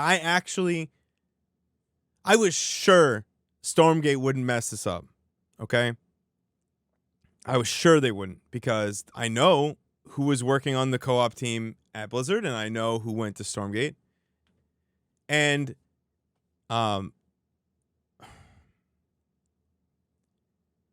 so I'm going to detail the way that Stormgate co-op worked. I'm looking at my notes here, but I'm just bummed out. So I'm going to start by detailing the way that StarCraft co-op works cuz I'm a late stage StarCraft 2 co-op convert, okay? I went like 12, 13 years. From like the beginning of me playing to they released it in I think Heart of the Swarm or maybe like early Legacy and I was like co-op is dumb, it's boring, it's stupid, whatever. I'm a late stage co-op convert, okay? Listen, co-op stands. I'm here and I am going to defend co-op, okay? I'm here for you. I love co-op now. Not like that I play the mutations all the time, but the idea, I understand it and I think it's awesome, okay? I think it's great. So I'm going to go first. We're going to start by going through the pricing model, like the way that it works. And then I'm going to talk about the mutations and the maps and the content and all that kind of stuff and how Stormgate just literally misses the mark in every single way humanly possible. So we're going to get into that. With co-op, both in Stormgate and in StarCraft, when you buy a co-op commander, which is supposed to be a basically kind of like a hero or a distinct faction type to play in your player versus the environment game. Once you buy him, him or her, you're free. You can just keep that guy forever, and you can just use them as you will. They will not be charged to you again. There are no DLCs, no upgrades. Once you buy a co-op commander, you have a co-op commander. You get them. Hey guys, Future Cell here once again. It actually turns out that there is a gear section for each co-op hero that unlocks at level 10. I only learned of this because of a random Reddit thread.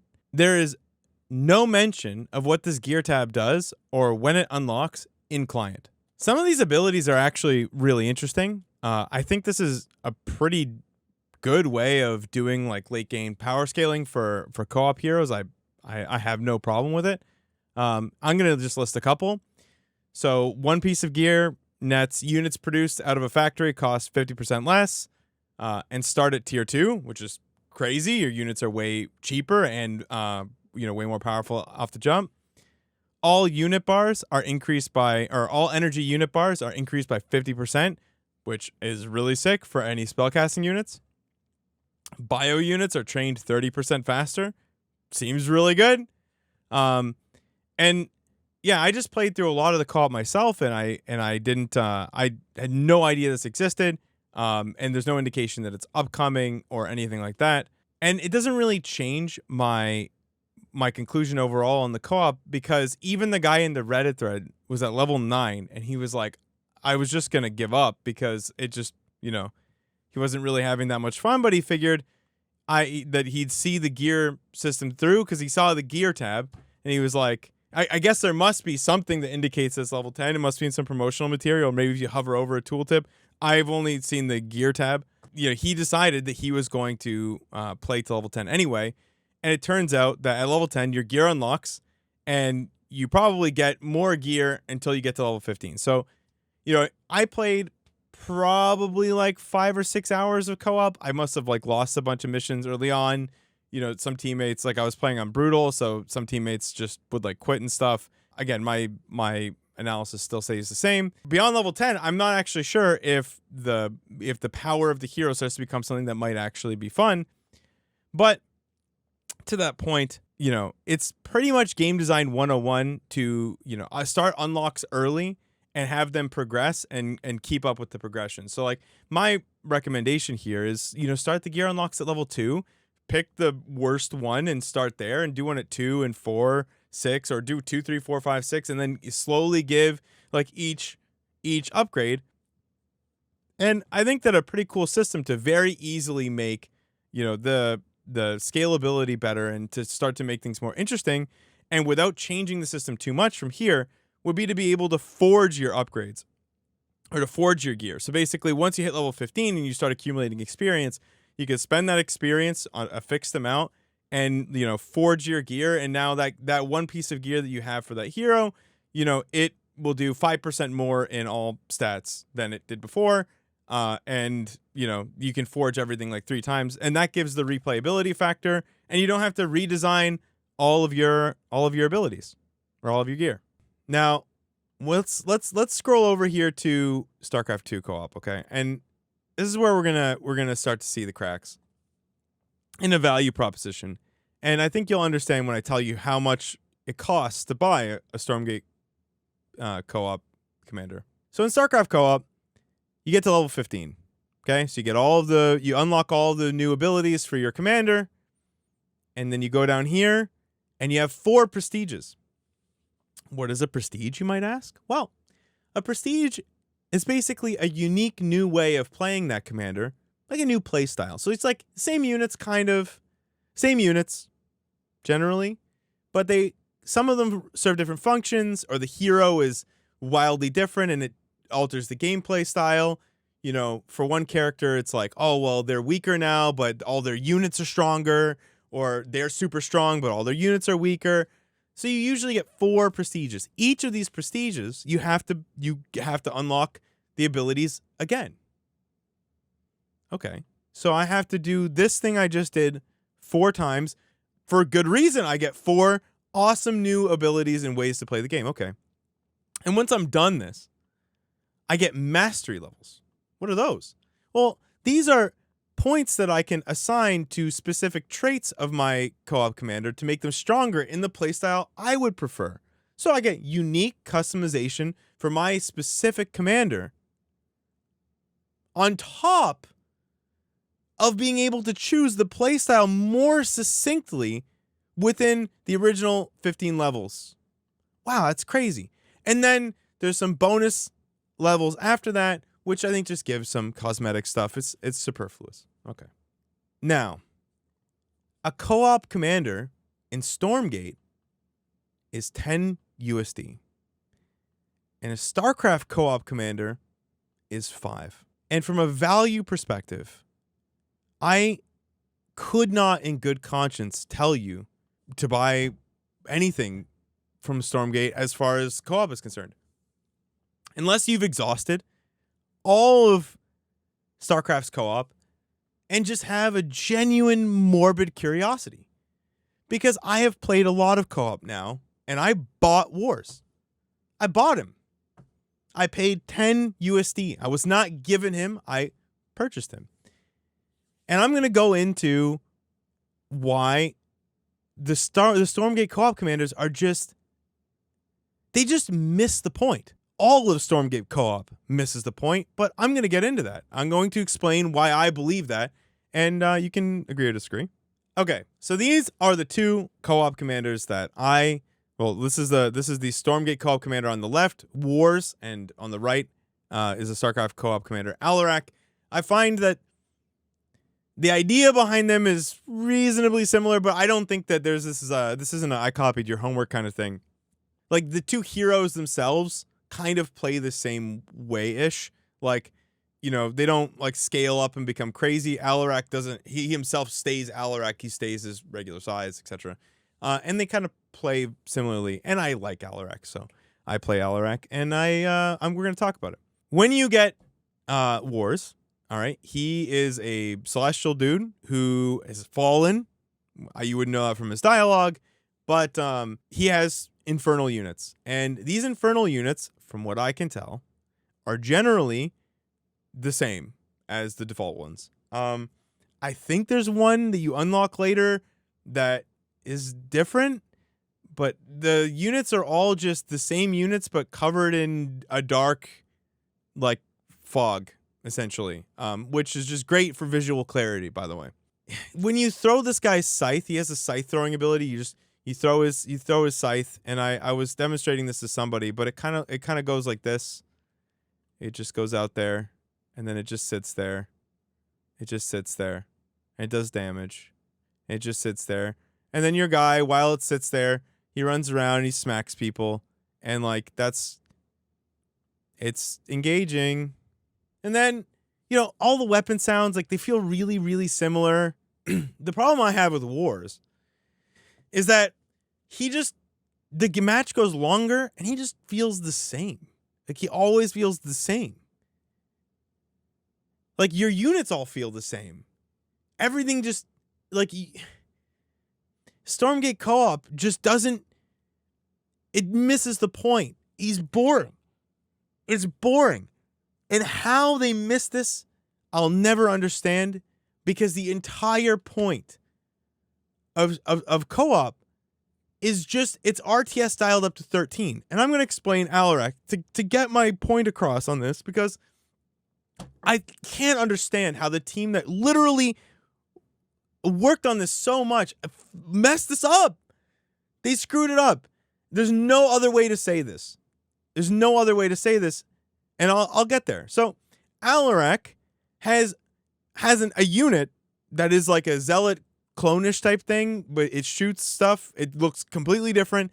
It's literally a unit you cannot get in 1v1. And even the units that are in 1v1, completely different function, right? The sentry's cloaked, it's called something else. It increases damage when it's like locked onto stuff. The Colossus shoots up and it shoots a single missile. Like, I can go through, but every unit is just different. They're all different units, right? Everything that he has is different. He has, you know, different unique top bars and all sorts of crazy crap that are just specific to him. The skins are badass. They're completely different from the default skins. Alarak is just, his abilities are insane early and insane later. For example, Alarak will use this like force push style thing. And in the beginning, he knocks units back like 5 feet, you know? And you're like, damn, Alarak, you're pretty badass. And then you knock them back. And if you do this to a bunch of small units, you knock them back, and what do? You consume their souls. You eat them. And he's just chilling there like a Giga Chad. And he's got his blades, his psionic blades. He's just chilling there. He's looking jacked. And he's just eating dudes on the map. And you're like, damn, I'm badass. And then the map gets crazy. There's units coming from everywhere. Okay? And Alarak, he is empowered by the other units that he has. He's drawing strength from his side and becoming stronger. And then he casts this empower me thing, and there's this red bubble around him. And then you use the same ability from early on, and you obliterate massive numbers of units. Everything goes flying. It's crazy. It's RTS at 13. Like, you're dialed up to 13 out of 10. You are just feeling crazy. It's the craziest thing you've ever played. It's just fun. And it's wild. But then you're playing a mutation, and the dudes that you just launched 10 feet, well, they're nukes. They all blow up in your face, and you're like, holy shit, that could have killed me. And you realize, like, this is what happens when you just take off the guardrails. We are just going absolutely all in. And that is what is missing from Stormgate Co-op. There is none of that. You do not get to have fun. Things are slow. You do not get to kill tons of stuff. Things are slow, right? And I think super importantly here, Alarak is hilarious. You would not talk to Alarak at LAN. I don't even know why this guy flew in, like Simu flew in to California to record voice lines. Where are they? He doesn't say anything funny or interesting or anything. I have no idea why he was there. No clue. None. So, Alarak is a Chad, and I recommend you go buy him for half the price. God, I can't believe I'm not even done this section. Oh my God. Okay. 3 of the 6 missions in the Stormgate campaign are actual duplicates of a StarCraft 2 co-op map called Oblivion Express. I put uniquely mutations here. I don't know why. This is supposed to be unique weekly mutations, but I'm not even going to change it. I don't care. Okay? This graph, this doodle is still more complete than the Stormgate co-op. So 3 out of the 6 maps are the same thing. You can play Brutal, and then you can play Annihilation 1 to 5. And I played Brutal, and I played Annihilation 1, and the difference was you get attacked faster. That is the difference I noticed because, I got overwhelmed immediately. And honestly, I'm going to be real. I got my co-op commander to like level 4 because I just can't do it.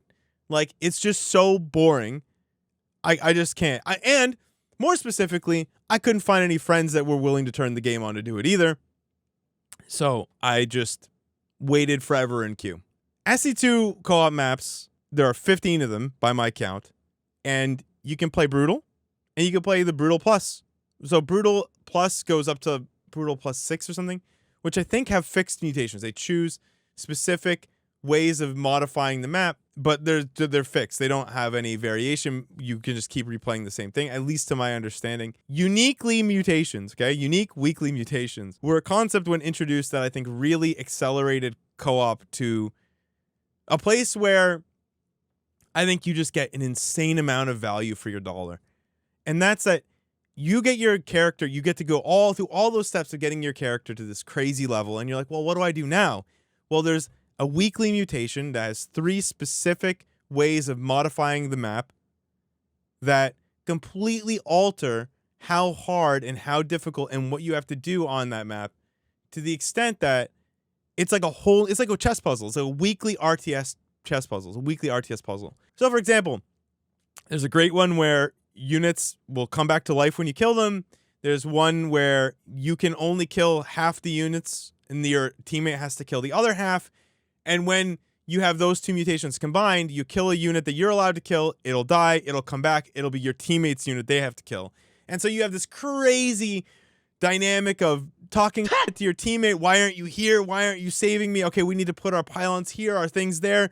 We're optimizing down to I remember sitting there with Kevin, and we were sitting there pre-queue, and we were just like, okay, listen, we need to dial in. I think in just, if we can cut 3 seconds off this, we can be there in time. And there was just adding those 3 mutations just made for such a level of depth. Like $5 for a co-op commander? That is the best $5 you have ever spent. You are going to spend hundreds of hours with that co-op commander. It is an incredibly good value, right? The weekly mutations provide, I think there are 2 years worth of unique ones. So even if you pick the game up right now, right now, you would be 2 years, I think, before you experience the same one. And you have to get good enough. You have to do this to get to here, because these mutations, some of them are absolutely insane. They are insane. There are some that are crazy difficult. And I remember we were so enthralled by what it would take to solve these puzzles that we just kept going back to them to try again, even after they passed on in the week. Basically, to sum it up, I just can't. I can't recommend the Stormgate co-op to anybody. That's my personal opinion, based on the fact that I think that this is like the closest, right? The 1v1 is different, but the closest you're going to get to the fact that this is basically just budget StarCraft that you can get to. Like, this is the closest you're going to get.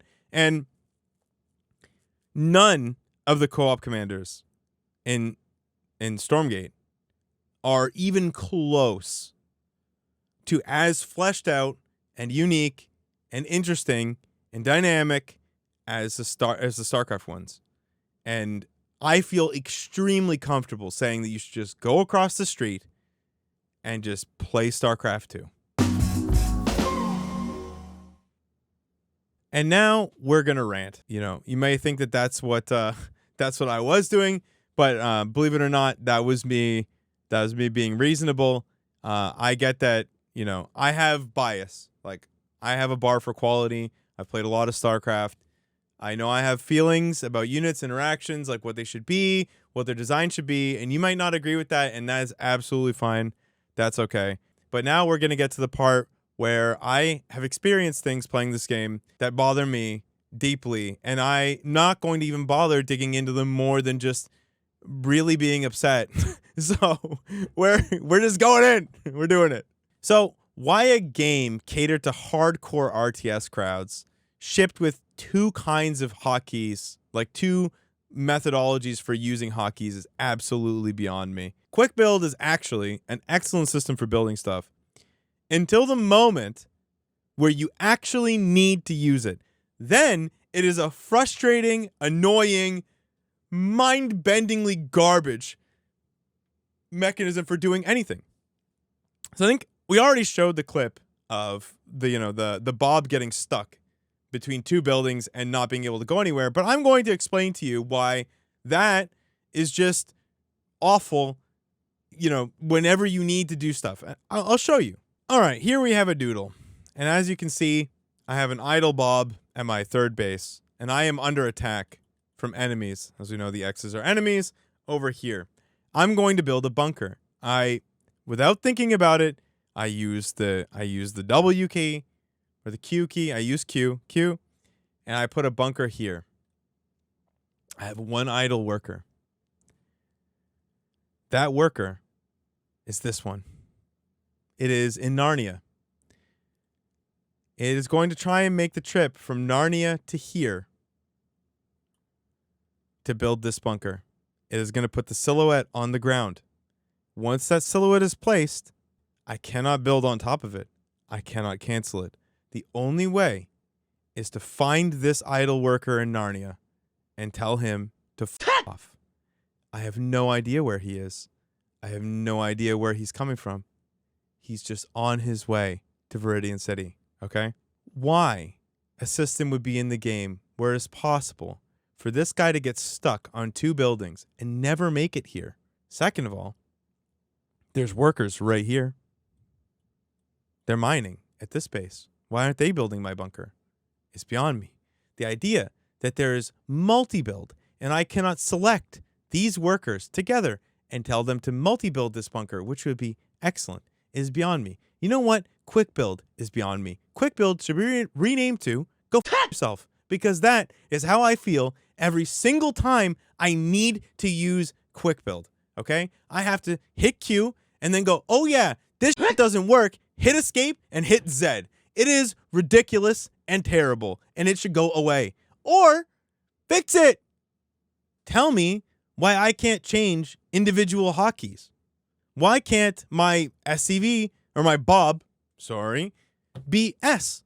It's a global system.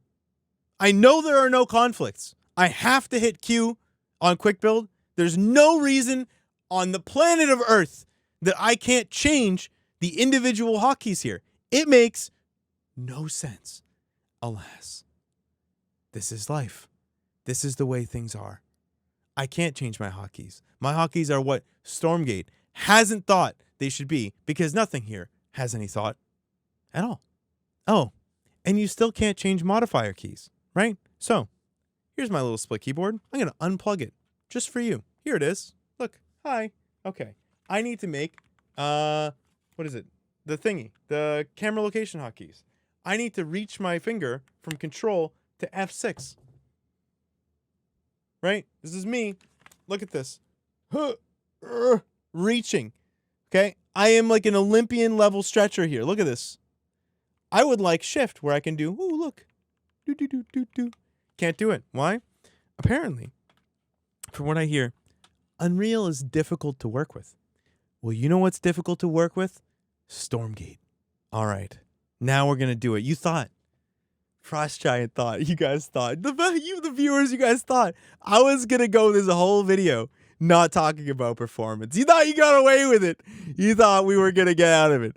You thought so. But you're not. I think this is the second or maybe third time you're going to see this screen cap again. Like I said, there's just so much to really drink in here. You can look at all the spell effects and units and how everything is unreadable and unseeable and unknowable. But there's actually two things you probably didn't look at here. I'd like you to look at the supply in the minimap. And actually, then there's a third thing. But notice that this is a co-op game and we've cleared most of the objectives and there's just the primary final boss left to kill. I have 136 supply. Okay, my teammates have more than me. Probably maybe 150, 160 supply. But I think one of my teammates actually left the game. So realistically, there's two of us. That's how it looks when I look on the mini map there. Okay. Good. Glad that we soaked that up. Now what I would like you to do is look down at the frame rate. See, I have 130 supply. My teammate, 160. My other teammate, I don't know, anywhere from 60 to 130. And like when you add all that up, it's less than like 400 supply. And I have 33 FPS. Now you want to tell me how in God's name they are going to do 3 versus 3. That is beyond me. And Frost Giant had the audacity, the gall, the wherewithal to come into my chat and tell me that Mr. Juggernaut Jason's video, his negative thoughts stemmed from having bad specs.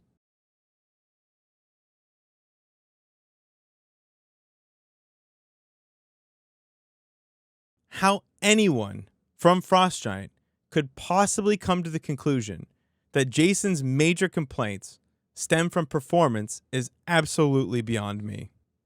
I have 2 high-end Ryzen processors, and I have a garbage frame rate. But more importantly than that, I actually am a tech guy a little bit, and I know that an X3D chip, if I were to go and buy the latest and greatest, the 7800 X3D, I know that it will give me anywhere between 30 and 40% more performance than my current laptop processor, which is 7745HX. Laptops have gotten very good. They benchmark very well. And if I were to buy that chip, I know that I would get a drum roll of 13 more FPS. So instead of 33 here, you should see a 46. And I don't know about you, but an underpowered computer, okay, 7800 X3D getting 46 FPS with only half the possible number of units that you can have seems like bad performance to me. And let me tell you, this has triggered me so much. I am thinking about driving to the store and getting a 7800 X3D and getting into a co-op game and proving that this shit is bad, terrible. I'll do the same thing again. And I won't be doing it because I just want a 7800 X3D, I promise. Oh, and also, okay, this screen grab, this one right here, yeah, these black boxes that randomly appear in the middle of your map, this has been happening to me for a year plus, okay? It happened to me in the alpha, it happened in the beta, and it still happens now. It is ridiculous, okay? Still hasn't been fixed. It's still there. Okay, so this is just a nitpick. I know it's a nitpick, but you know what? This is my section. I'm ranting, okay? This is an incredibly unfinished, uninspiring, just boring, bought it off Fiverr from a game design student UI. Like, this is just, it's just ugly. And, you know, I kind of expected that. But, like, you know, when you're trying to, like, make things look good, this is low-hanging fruit. And there's no fanfare. When you rank up, it just shows you the rank. It just puts it there on the screen. It's like, oh, hey, you, like, went from this to that. Like, good job. There's not even a fancy animation. Nothing. And speaking of ranks, I actually want to rant about this because this didn't really bother me because I didn't really care about my rank on like a personal level, but as the system bothers me. There's 2 systems going on here. They took the worst system from StarCraft and like brought it here. I don't know, like the early days StarCraft. There's a point system and an MMR system. And if your MMR is higher than your points and you win a game, it will move your points upwards. But their points never go down, but your MMR does. So you have 2 numbers. See, they're right, but one is here and one is here. We just need to, we need to have a moment, guys. Like, you know, people playing RTS, they're more mature, a little older. We just need to decide that your players are a bunch of babies who are paralyzed by fear and anxiety. Not that that makes you, listen, I'm just upset, okay? And we need to hide the MMR or don't. Okay? this two-tiered system is just stupid. It's just stupid. Because I can see the MMR right there. It's not like you're saving me from anything, okay? We need to take the double numbered system and just take it out to pasture and put it down. It needs to stop, okay? At least StarCraft 2 gave you up until Master Diamond League where it was points only, and then it becomes MMR, right? Once you're mature and good at the game, right? Then you're allowed to know how good you really are. But before that, I mean, we're just pretending, right? It's just a constant consolation prize of like, oh, you lost? It's okay. Let me rub your back. You didn't lose any points, though, even though they're irrelevant. Also, like, even when you win, I can frequently gain no points. That feels worse. It's worse. All right, we're almost there. I have 3 things left to talk about for this video. We're making it. The first of the 3. The time to kill in this game is too fucking long, okay? It is too damn long, and I know I'm just a guy. My credentials are 14 years of StarCraft, and for 8 years, 30 hours a day. Or 30 hours a week, not a day. Fuck. That's too much Protoss. Listen, I know by feel that every single thing in this game is unwieldy and slow, and it just feels bad. However, I do feel like StarCraft 2's time to kill is a little bit too high, or too low, right? The time to kill in Stormgate is way too high, and StarCraft is, a little bit too low, I think. I think that Stormgate would do well from just increasing across the board, like the damage and speed by like 5 to 10% of everything. Again, this is just a feel thing, right? I haven't gone too in depth on how that would actually, there's no editor, so you can't. Even if I did deign to do so, there's no way to do that. And honestly, like, I don't know if it's just that or if it's the fact that the sounds are so bad that like it makes these long fights feel even longer, or if the spells make fights feel longer than they should, even on top of that, which I feel like is well. I feel like Splash should be more immobile and stronger if you're going to do time to kill this way. And that would help a lot, right? Like if my siege tanks were way better than they are now, but units were just as immobile, like that would make holding positions a lot better. And then of course, like you could use the camps to make for engaging gameplay on the map at the same time. And that would be, a way of having strong defenders advantage with the mobile units and stuff like that. Right now, everything just feels wrong. And I know this is anecdotal, but everyone I know that has played Stormgate, they get enticed by it in the beginning and they have fun for a little bit, and then it starts to get like, whatever, boring, or they hate the meta, or they have this problem or that problem, and then they go play StarCraft and they all say the same thing to me. Man, this is just so much smoother. Everything feels so much better and more responsive. And that is the problem I'm discussing here. I don't care about in this particular section, it's not about the individual units. It's literally about the feel. Everything feels wrong. It just doesn't feel good. Using the units just doesn't feel good. And that's just where I sit on it right now. Okay, so now, final topic, number the 2nd. We're going to talk about Celestials. Listen, and I have one question for the Frost Giant, actually, with this. I haven't addressed Frost Giant too directly, and I want to know the answer to this question. What's a map? I don't understand the point of a map. And now what I'm going to say is opinion, and it is based a lot on what I've played in StarCraft 2, but my question is simple. What is a map? I've played quite a bit of Stormgate now, not as much as others, probably way more than a lot of others, and I haven't discussed balance really, and I have no intention of doing that, and I haven't optimized my strategies. This has nothing to do with that at all. This is actually just a design thing. And I've just been following along with what the meta is like supposed to be a little bit, and just like trying to, intuit a lot of stuff, because that's game's early. That's what you should be doing. Yeah, when I complain about Celestials, we're coming from a design perspective, absolutely not a balanced perspective. I don't think this game will be balanced for a very long time. The second that I saw the Celestials, the question came to my mind, like, what is the point of a map?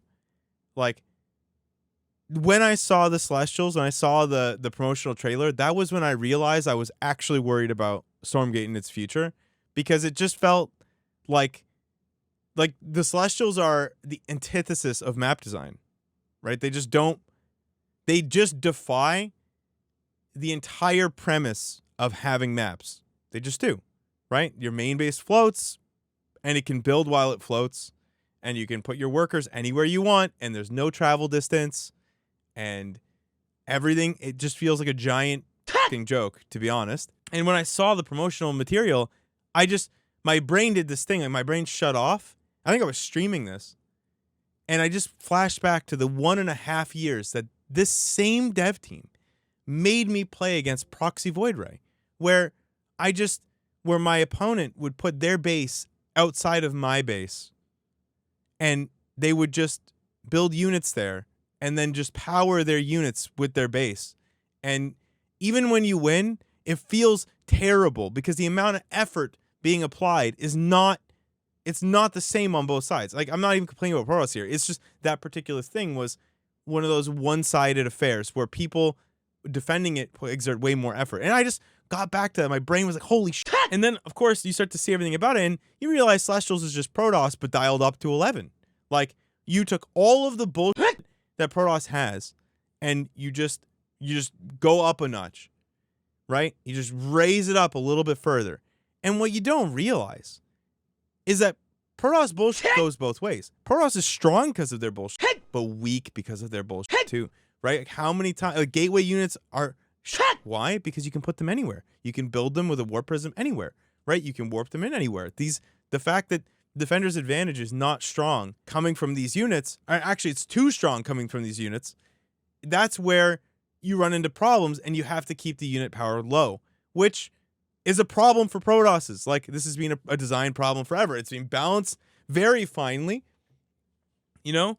But you can already see it with Celestials. Celestials are so bullshit just in their overall design philosophy. You cannot cast whatever something's watch, Sovereign's Watch, unless you're within range of a collection array. Why? Because we're just going to have to instantiate 100 rules to make this thing not ridiculous, right? That's the only way. Either that or nerf the units. Like, if you don't value the map, then all of your abilities have to be hamstrung so that you could be anywhere doing them at any time. I just remember a time when Blizzard thought to themselves, and I thought this was ridiculous, but looking back at it now, I guess it's not.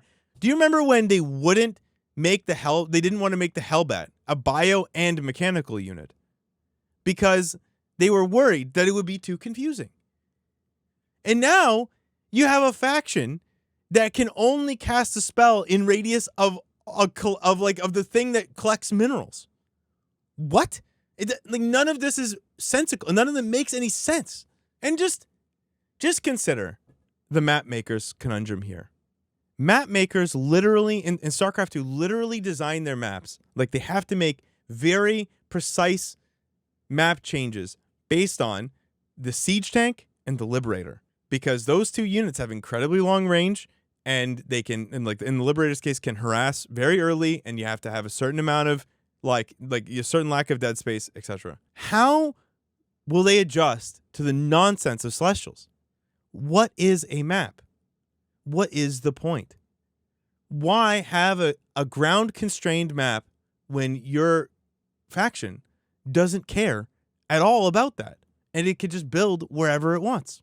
And in my opinion, I think that this kind of stuff later on in the match is fine, I guess, right? But just make it higher tier. Make it hard to access. Make it something that's later on where it scales up, right? So you can't do the nonsense early because you are going to be stuck in a situation where you are constantly constraining this thing to the point that it is basically just another faction and all the specialness is taken straight out of it. All right, we're there. Soul. What does it mean? What does it mean to have soul in a game? And I've perused like all manner of Stormgate forums and for feedback, Reddit, which is like now anti-Stormgate when it used to be super pro Stormgate, Twitter, which is just anti-everything, and Discord, which is until very recently, I think the Stormgate Discord thought Stormgate was going to solve world hunger, but I think that's kind of flipping on it as well. And of course, like my Twitch chat and other Twitch chats and stuff. But one thing you see brought up often is like, Stormgate doesn't have a soul, an identity, a purpose. These kind of like identity related words. Like no, there's none of that. Like people say that particular thing about this game all the time. And that was what like really sent me on this deep dive to like try and understand what does that mean? Like what does it mean? And I think I've, for at least for myself, I've kind of figured out what it means. And I think what it means is that when a game has soul, I can really see what the developers were trying to say to me. What were they like, this is the cool shit that we came up with, and we really want you to play that. This is the identity of our game, the soul of the game, right? And in every good game I've ever played, I think if I work hard enough, I can find that. Sometimes it's very nuanced, right? Sometimes it's very subtle.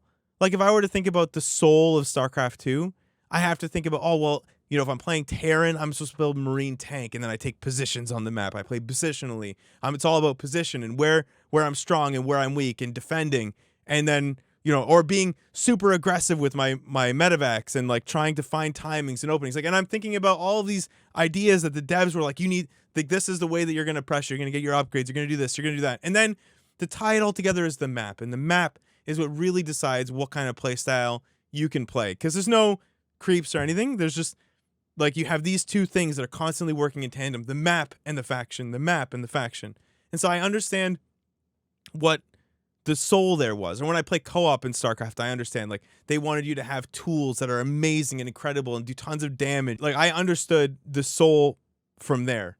Like, I understood what that was. That's kind of where I don't understand what the soul of Stormgate is. Like, I don't know what the devs, like, why they had to come here and make this game for us. I don't understand it. See, I understand what the point of StarCraft was. I understand where the soul is there. What was so special that they had to tell for the campaign. They had to tell this great space opera, and then this is the control, and then they had the 1 versus 1, and there was all these design principles, and I understand that. When it comes to Stormgate, I just don't understand why this had to happen. Like, I just don't. That doesn't come through for me. I just feel a lot of lost, fill in the boxes. Like, it's just a focus group checkbox experience. And I just feel like the game loop's not fleshed out. The story's uninspired. The co-op is just lacking. It doesn't have any big moments, no decent map design. And the overall implementation is just, you just want more. It just leaves you wanting more in every respect. And I guess at the end of the day, it's like, what about Stormgate was so good that it just had to be made? Okay, so here we are. We are at the conclusion. And my conclusion is pretty simple. I have absolutely no idea who I would recommend Stormgate to. And not for lack of wanting to, because I was quoted as saying that I hoped that Frost Giant just destroyed StarCraft and finally just made it a dead game for real. Not because, like, I don't like StarCraft. I love StarCraft, but I just don't want Blizzard to hold the crown anymore. I think they've just really desecrated one of my favorite things of all time. And when it comes to Stormgate, I mean, the campaign and the co-op are just so lackluster and poorly done. And in their implementation, not even in the finishing touches and stuff that they say that are, stand-in and placeholder, in comparison to what is, in my opinion, the direct comparable, which they lifted a lot of design from, or were I think you should just cross the street and just get a far better product than StarCraft 2's campaign or co-op. The idea that their commanders are twice the value of StarCraft commanders is just baffling. Like, they failed to capture the very thing that makes StarCraft, that makes co-op in general so much fun, which is just utterly broken things versus utterly broken things. And, like, you can buy 2 co-op commanders for the price of 1 in Stormgate, and you can get like 200 hours if you were to max out all the prestiges and stuff, and then like play the weekly mutations. Like, you could get so much time out of a much better spent $10 in StarCraft 2. And again, it's not because I just love StarCraft 2 or whatever. It's just that, like, you can't not make the comparison. Anyway, the value is just not there. The 1v1 game loop is confused and tedious and poorly paced. And like right now, I have like 10% hopium that between like the September and October content patches, Frost Giant will just be able to make significant strides in that department. But there's just like so many angles they need to improve this game from. I think it's just going to be extremely ridiculous and challenging for them. Honestly, I wish them the best of luck. Like, I think that there are some very good ideas in here that need some serious TLC. But I think if they worked at it, if they have the time, like, I think they can get there. See you guys in the next one.